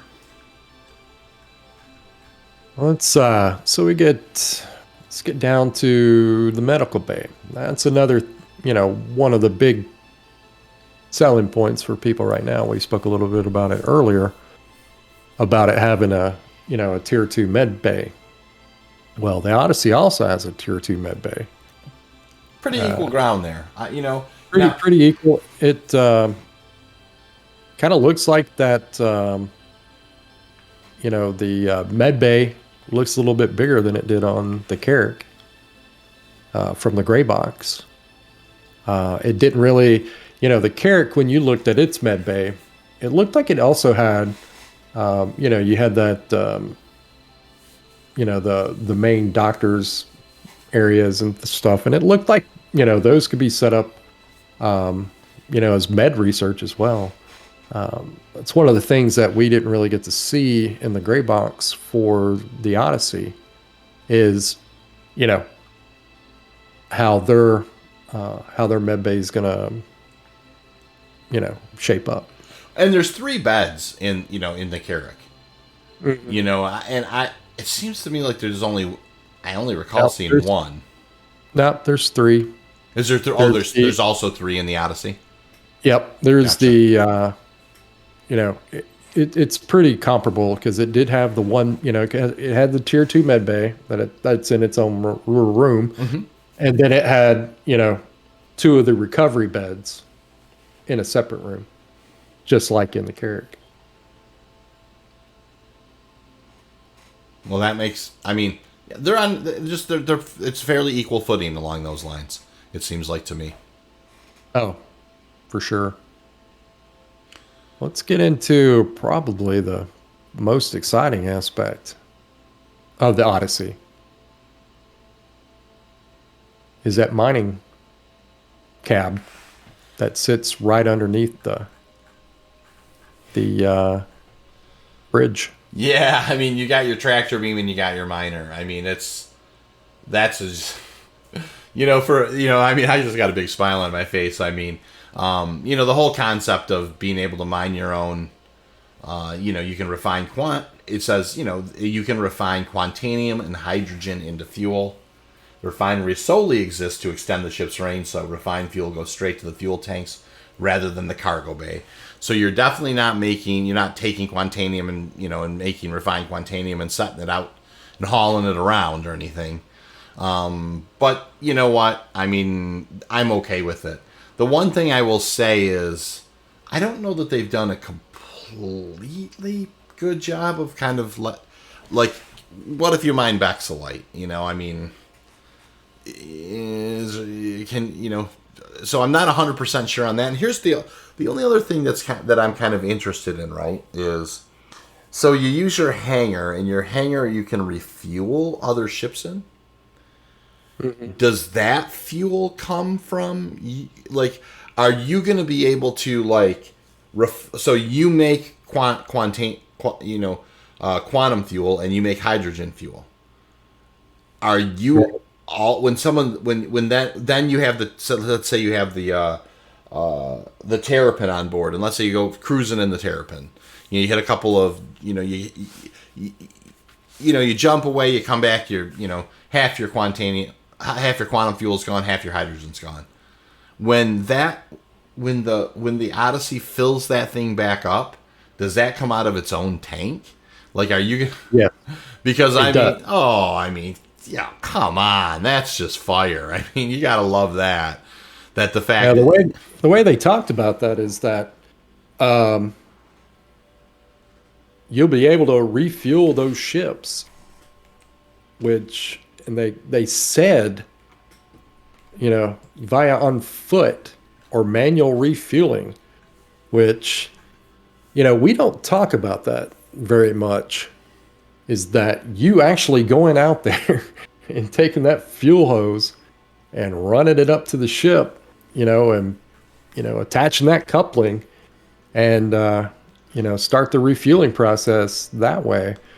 Things like the that, it gets brought up all the time. They really didn't even talk about that much about, like, the Liberator and some of these other ships, right? Where, you have these ships in the hangar.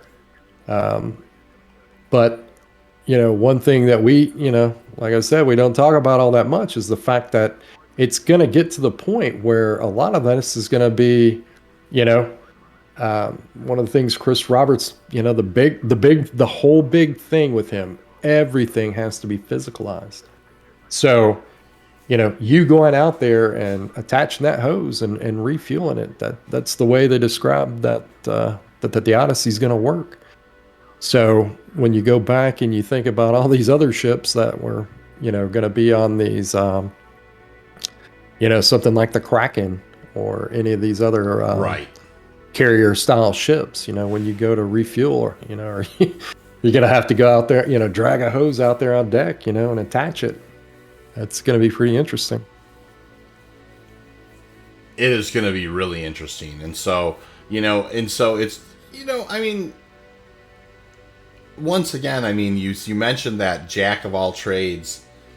These are some of those, if you open up the Swiss Army knife, we've just talked about the kind of the can opener, and the corkscrew. I mean, it's just like there's just so many things it can do, and so that these capabilities are just not on other vessels. You know what I mean? They're just not there right now.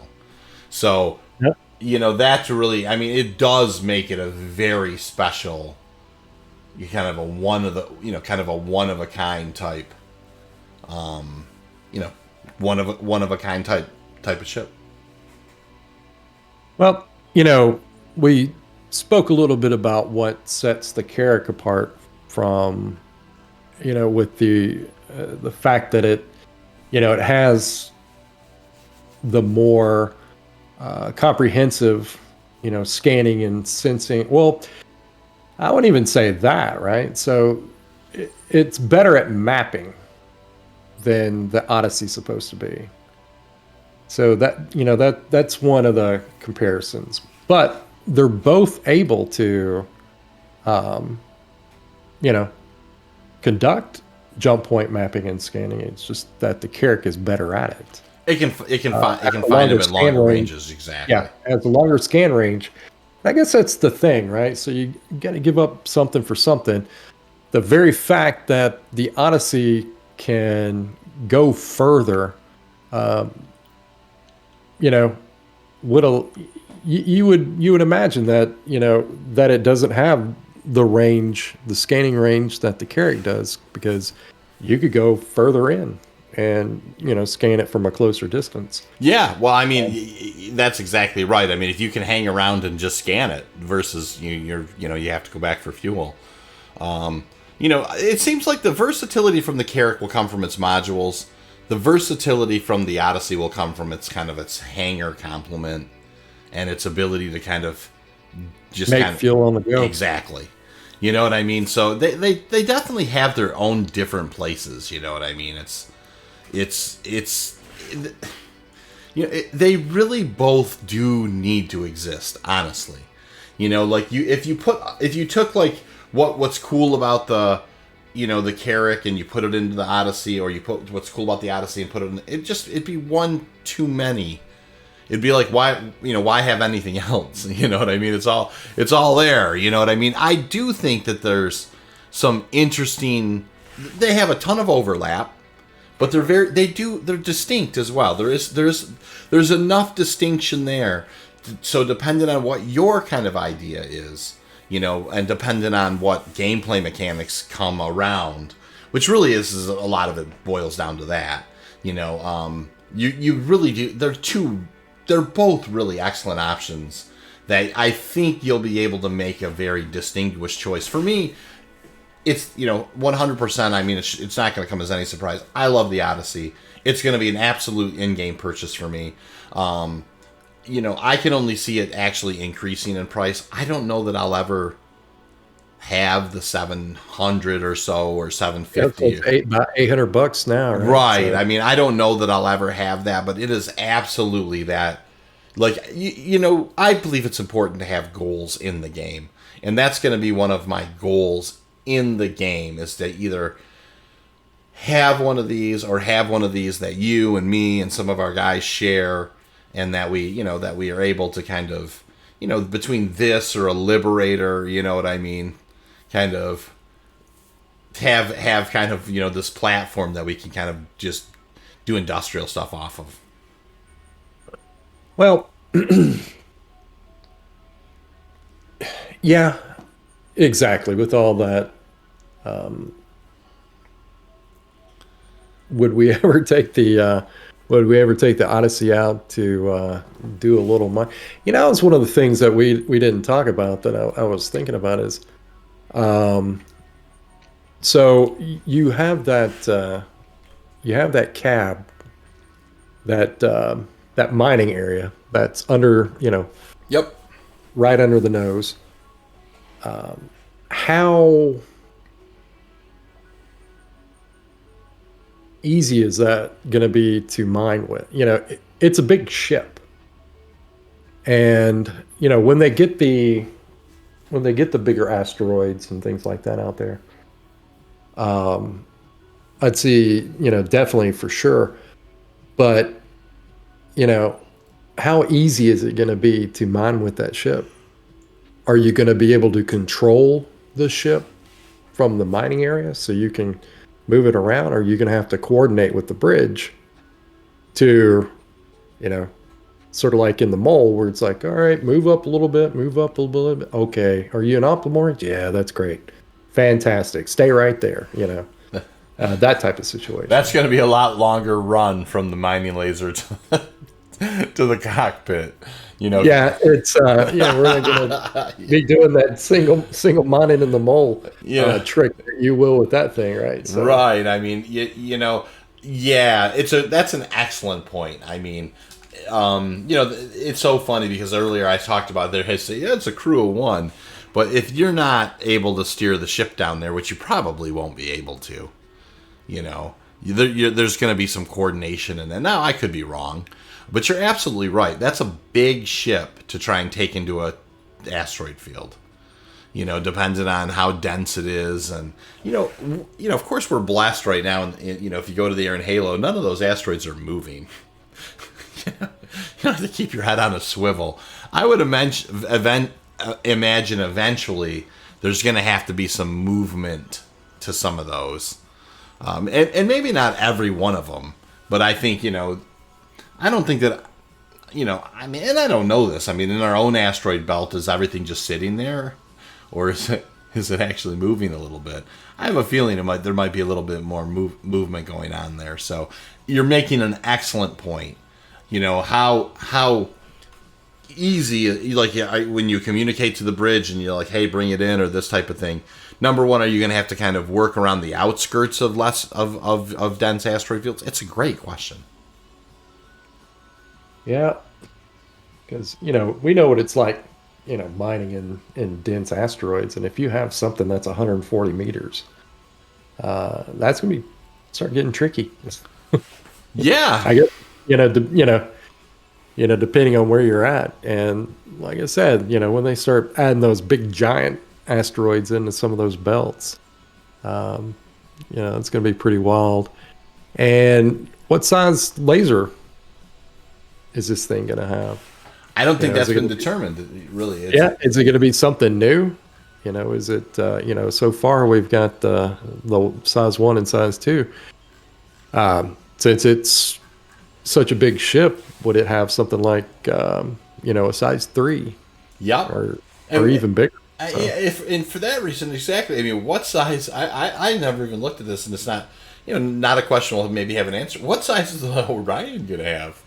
You know what I mean? Like, what size? Yeah, that's exactly right. I mean, what the heck? I mean, there's some. It's just a question I've never even thought to ask myself. You see, you have 1, 2. You're absolutely right. Would that thing have something like a 3? And of course they do say, you have the prospectors, the small, the moles, the medium, and then they have the then they still need a large miner. So you'd imagine that there's going to be at least a tier 3. I would imagine, considering it's considered the large, it's probably going to be a size 3, and there's going to be another mining ship that's got a size 3. But then the question becomes, if it is a size 3, is something like, obviously size 2s. Well, we know that. The Orion is growing in size. It's bigger than its first concept. Oh, way bigger. And with the current trend, it's definitely going to get pretty big. So I would even say that, it would have, say you got your size 1, size 2. 3 for larger, and then something the size of the Orion, I could see, in that size 4 range. Because there's definitely room in between the mole and the Orion, for sure. There's a lot of room in between those sizes. So I wouldn't be surprised seeing a large size mining ship where the Orion is kind of that the pinnacle. Asteroid chewer. Yeah, the asteroid belt chewer, right. I mean, and I hope that they have some of that. I do hope that the large has some of that tractor beam gameplay on it as well, that kind of preps you for the eventual use of the Orion. I would definitely like to see. I would like to see a mining ship that has a capability that you just can't get. Like right now, for instance, if you fly around with 2 prospectors, the only thing that the mole has over that is a little bit more SCU to carry. That's it. I would really like to see with the large mining ship, that if you get like the 4 crew members in there, or the 5 crew members you need, or whatever it is, the 6 crew members that you need are in there, that they absolutely can do more damage than if there was, say, you were out there with 6 prospectors. I would like to, I hope that when you get into that larger ship, that it's just pulling in just all the asteroids and just kind of breaking them up and just kind of dealing with, you're gathering, it's like a mini Orion, you know what I mean, type of thing. I hope so. Oh yeah. That's going to be pretty well. Let's get into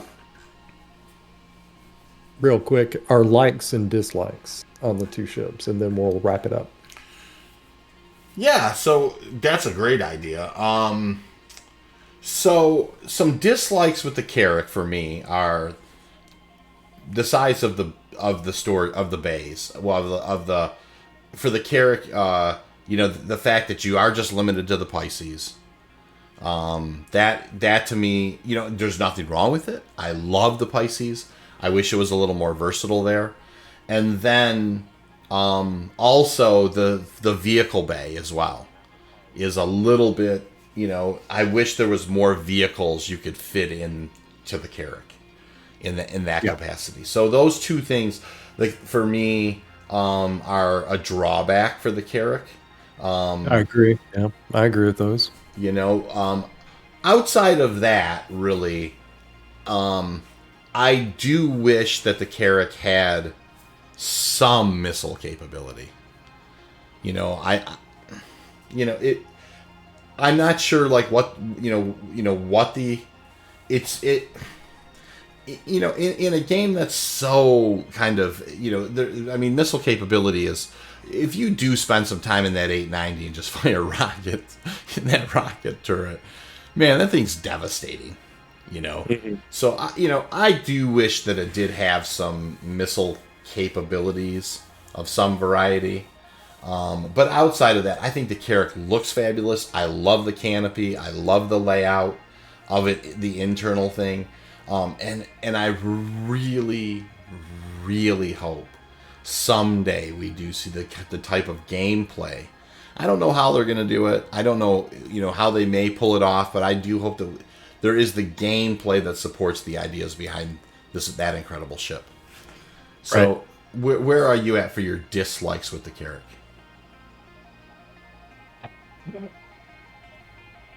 I totally agree that the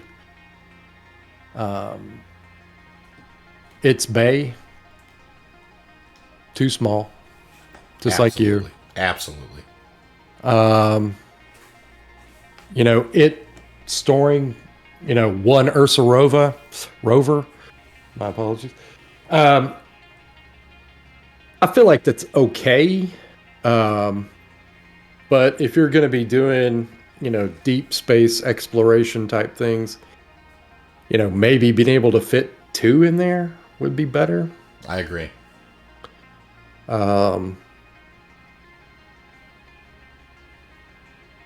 See, what else? What else was one of my big gripes? Yeah, I just don't, not being able to control, obviously I don't know what the Odyssey is going to do. But since, most of them are turrets, and I'm not sure, how many of them are manned. But the one big thing with the Carrack is not being able to control any of the guns from the pilot seat. That's fair. Or missiles. One thing I can probably, bet money on is that you'll be able to control missiles from the Odyssey. So from the pilot's chair. That's probably one of the big things that even right now, a lot of people, I guess that's one of the big gripes is that they can't control the weapons. If you're by yourself, which a lot of times you are, if you're just kind of flying around these days, if you get caught out, you're in trouble. So, I guess that's one thing. I mean, it's a small thing, but I guess that's one thing. We talked a little bit about, earlier on, it probably would have been better off if it stayed a little bit bigger. I don't necessarily believe, I think you could have gotten a little bit more functionality out of it. Although I believe a lot of the stuff that they, after designing the Carrack, they definitely use those considerations when they were designing the Odyssey. I agree with that. Yep. Mm-hmm. Other than that, I really love. I guess that's probably some of my bigger gripes. It's just that was, I think the layout on the Carrack is great. The interior, they definitely put a lot of time. And where the interior looks great, I believe, one of my favorite things was the bridge. I feel like the bridge is its selling point for sure. Yeah, I mean, if it's not that, that cartographer room, it's the bridge, absolutely. Yeah, it's cool, but I still want to see how all that kind of works out. You're absolutely right. I mean, what more functionality do you get out of that big I room? agree with that 100%. I mean, if for some reason they interconnect all these 100 systems and they have just jump gates that are that have, like physical stuff around them, and there is no RNG jump points, I will have some serious question marks about what the Carrack is. What was it ever supposed to be doing? Because I understand why you would want to have like these, there are these jump points and you want to have these stable entrances and that type of thing. Like I said, that's a big part of its gameplay is locating these, and they've got to have those RNG jump points where they just have a stability factor and they have a shelf life. I mean, to me, that just means that's what the Carrack should excel at finding, and it should be able to go through those. And even if it may be able to find like the one-offs, where I go through this thing one time and it closes behind me and it was the only time. You know what I mean? But it's like, hey, you happen to be heading to a system. Like, let's say you've set out, you got to go through you got to go to 7 systems. You got 6 different jump points or whatever. And all of a sudden you just hit your long range scanner. You're like, hey, I've detected it. I wonder where this one goes. And somehow you just got lucky. RNG's just like, hey man, we're going to take you over to, instead of your 4-hour journey, your journey is going to be, 27 minutes and you're going to be in system 5. That would be, then you've got something special. And I mean, not to say that the other ships can't do that, but the Carrack can do it in a ring around it in a much greater area. You know what I mean? Well, that's the thing. That's supposed to be its specialization, right? It's a pathfinder. Mm-hmm. That's the thing. I'm going to come back to that word a couple of times. It's a pathfinder. So, all right. Well, what about the Odyssey? I'll let you go first on that. Likes, dislikes. Likes, dislikes. Well, no. To me, I love the way it looks. Yes. To me, it looks better than the Carrack. It's definitely got a better profile. It looks a lot bigger.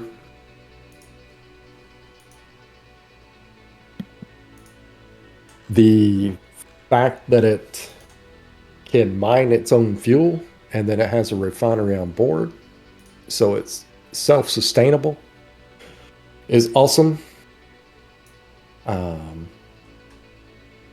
The expansive cargo bay, I feel, is great. It can carry multiple grand vehicles. I find that, one of its strong suits. The size, the size 5 guns, I feel it's one of its strengths, and that it has a capital size shield. So, it's going to be pretty tanky. It has a... Oh, yeah, I agree with that. She's going to be tanky for sure. And it has a tier 2 med bay as well. And the ship looks, from, what we've seen in the gray box, looks really big on the inside. I complimented the Carrack with its layout, especially, its engineering department and things like that, where you can really get to those components. Because the engineering department, it's 2 tiers as well. And so, I really feel like they did a pretty good job laying the thing out. And what we saw of the gray box with the Odyssey, obviously we didn't get to see the full layout of it, but it looked pretty big, and it looked like those, engineering decks looked like they were laid out pretty well as well. That I guess that's one of the things that that we'll have to see. But those are all the stuff I do like about the ships. The one thing I don't like is it feels like the bridge is a little cramped. If you're comparing the two, where the Carrack has that bi-level bridge, where you where it seems a little bit more expansive on the interior. To me, the bridge on the Odyssey seemed a little cramped. You could not have more juxtaposed, design language than you have with the Carrack front end canopy and the mail slot kind of MISC standby. I mean, that is a big difference in those ships for sure. Oh yeah, it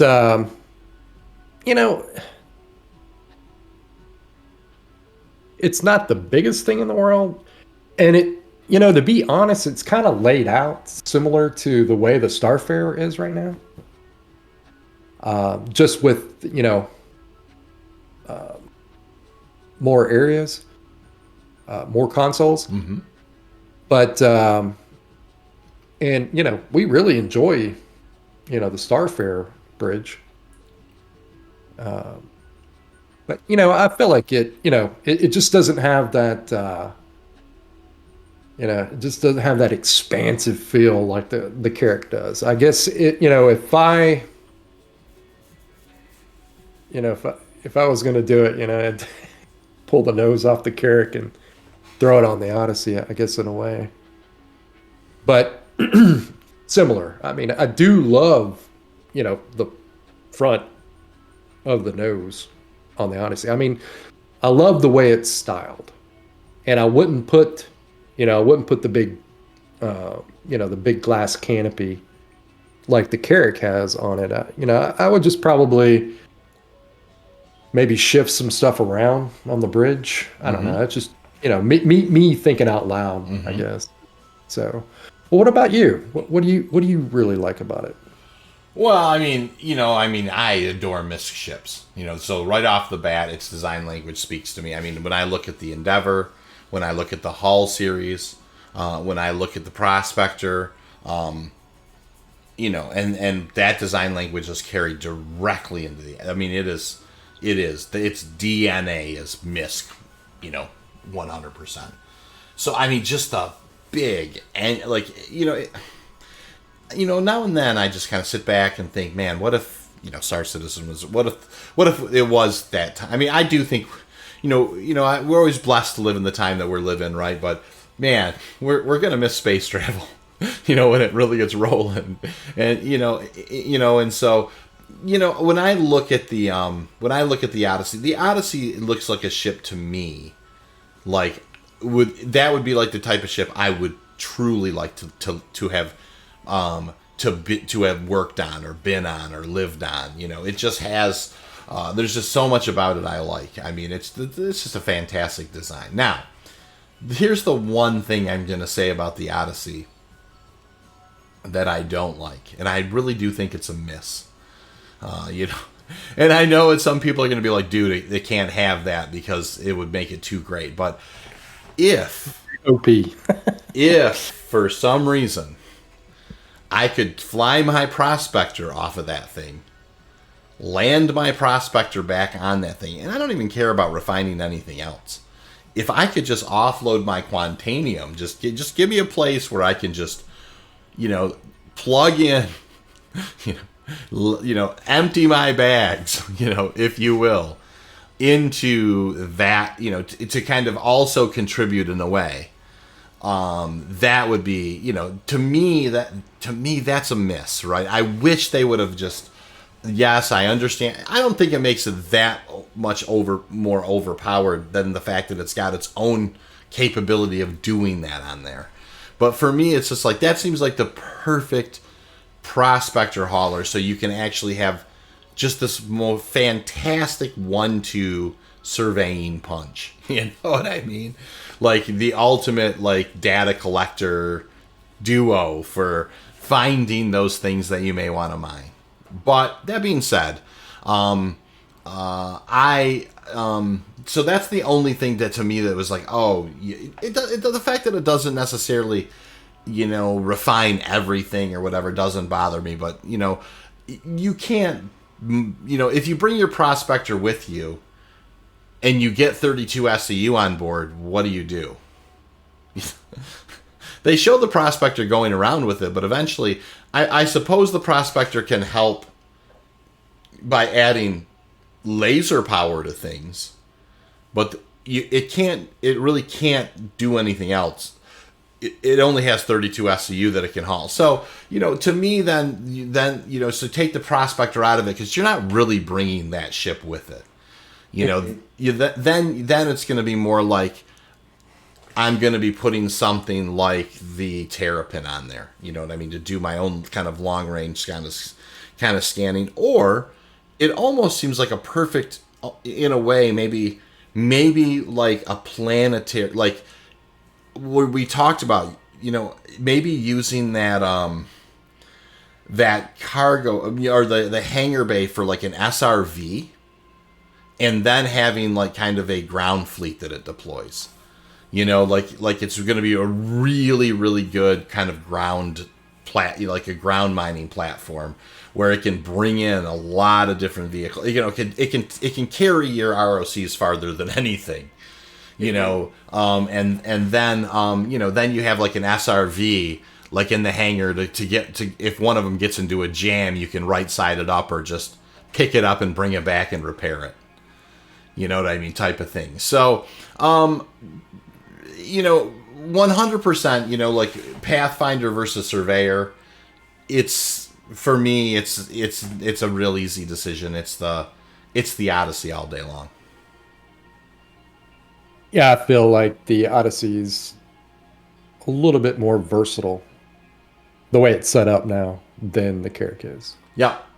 And we'll see how I mean, the neat thing is all of a sudden someday the Carrack may be 10 times more versatile. If modularity is a thing. Depending on how they work out that modularity. It is on those cargo pods.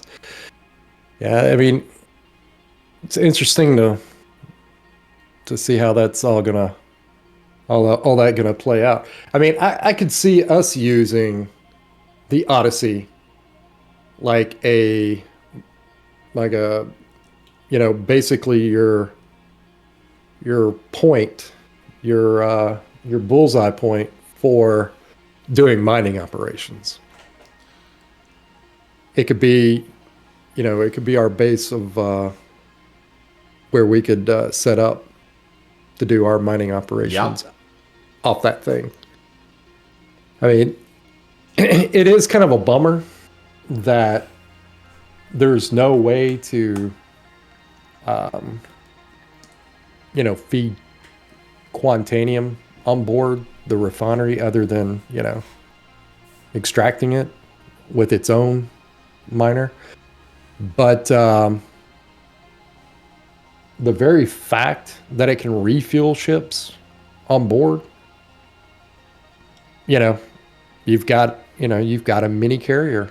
It could be, a carrier for our own mining ships. Here's one last thing I want to kind of throw your way, right? Because at some point this cargo is going to be physicalized. Now, I know that they say that the Odyssey can haul 200 and whatever SCU. But let's say I have some prospector teams and an Expanse. Okay, the Expanse is going to eventually make something that is going to resemble cargo that you can actually store somewhere. So, thinking of that BMM with kind of those boxes all stacked on top of each other, is it just not going to have the ability to snap to in there? Because you would think that cargo, like, that's the one thing that with that hangar, seems like it could haul an awful lot. You could put an awful lot of SCU in that hangar. I don't understand. It's the one thing. It's a very cavernous space, right? So I understand it's got the 200, but it's like the hangar is a lot bigger than the cargo bay. So if you're actually making physicalized boxes, maybe, you'll be able to repurpose that thing as kind of a cargo thing too. You know what I mean? Is it going to be a natural fit for that? Is it going to, are they going to make it so it's really hard to you can't stack the things on top of each other? They're not going to have the snap to capabilities? Probably. But, interesting repurpose thought anyways for the Odyssey. Well, that's the thing. If it's not on that cargo grid, will it, will it stay in the ship? Why wouldn't it? Right. Things now, if you throw boxes up into, into any of the ships, they hang about. So why wouldn't you be able to stack say you even had a ship parked in there? What if you had, stacked a bunch of cargo all the way around it? Yeah. As long as it's not falling out the front door, then, why not? Is it just the fact that it, is not, the track is only designed to accommodate, that 252 SCU? It's those, so many deep and so high, that type of thing? Or it's a great question. I mean, and so, the other question, I mean, I don't know how big the Vulcan is. Is that thing going to fit in there? Yeah. Probably not, but man, if you can refuel the Vulcan with that thing. Oh, that'd be pretty cool. There's there's all, we just don't, we'll have to find out, because the one thing that we the players are good at is doing stuff the ships that wasn't designed to do, whether it's putting tanks on the deck of the 890 and turning it into a battleship, or there's another thing too, is when you look at the concept pictures, and even when you were looking at some of that gray box stuff, when the hangar bays are closed, that's a nice flat spot.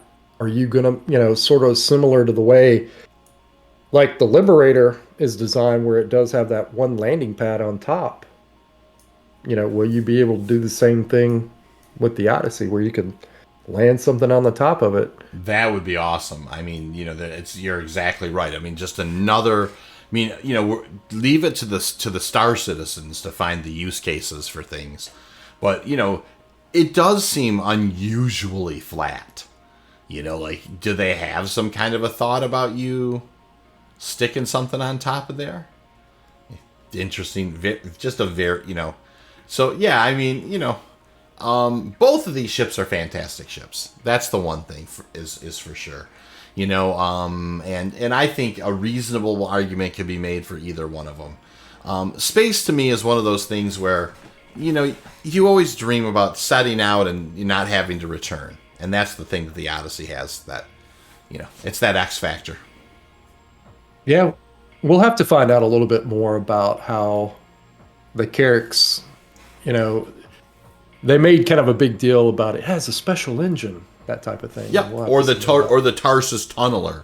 Like we said, many times in the podcast tonight, there's just so much gameplay that's just not in for the Carrack. It's not fair. It's almost like I'm not saying it's not fair, but you know what I mean. It's very difficult to kind of, make all the cases for it, because its best thing that's designed for isn't even around. You know what I mean? And so we Quantania mine all the time. We know the value of that.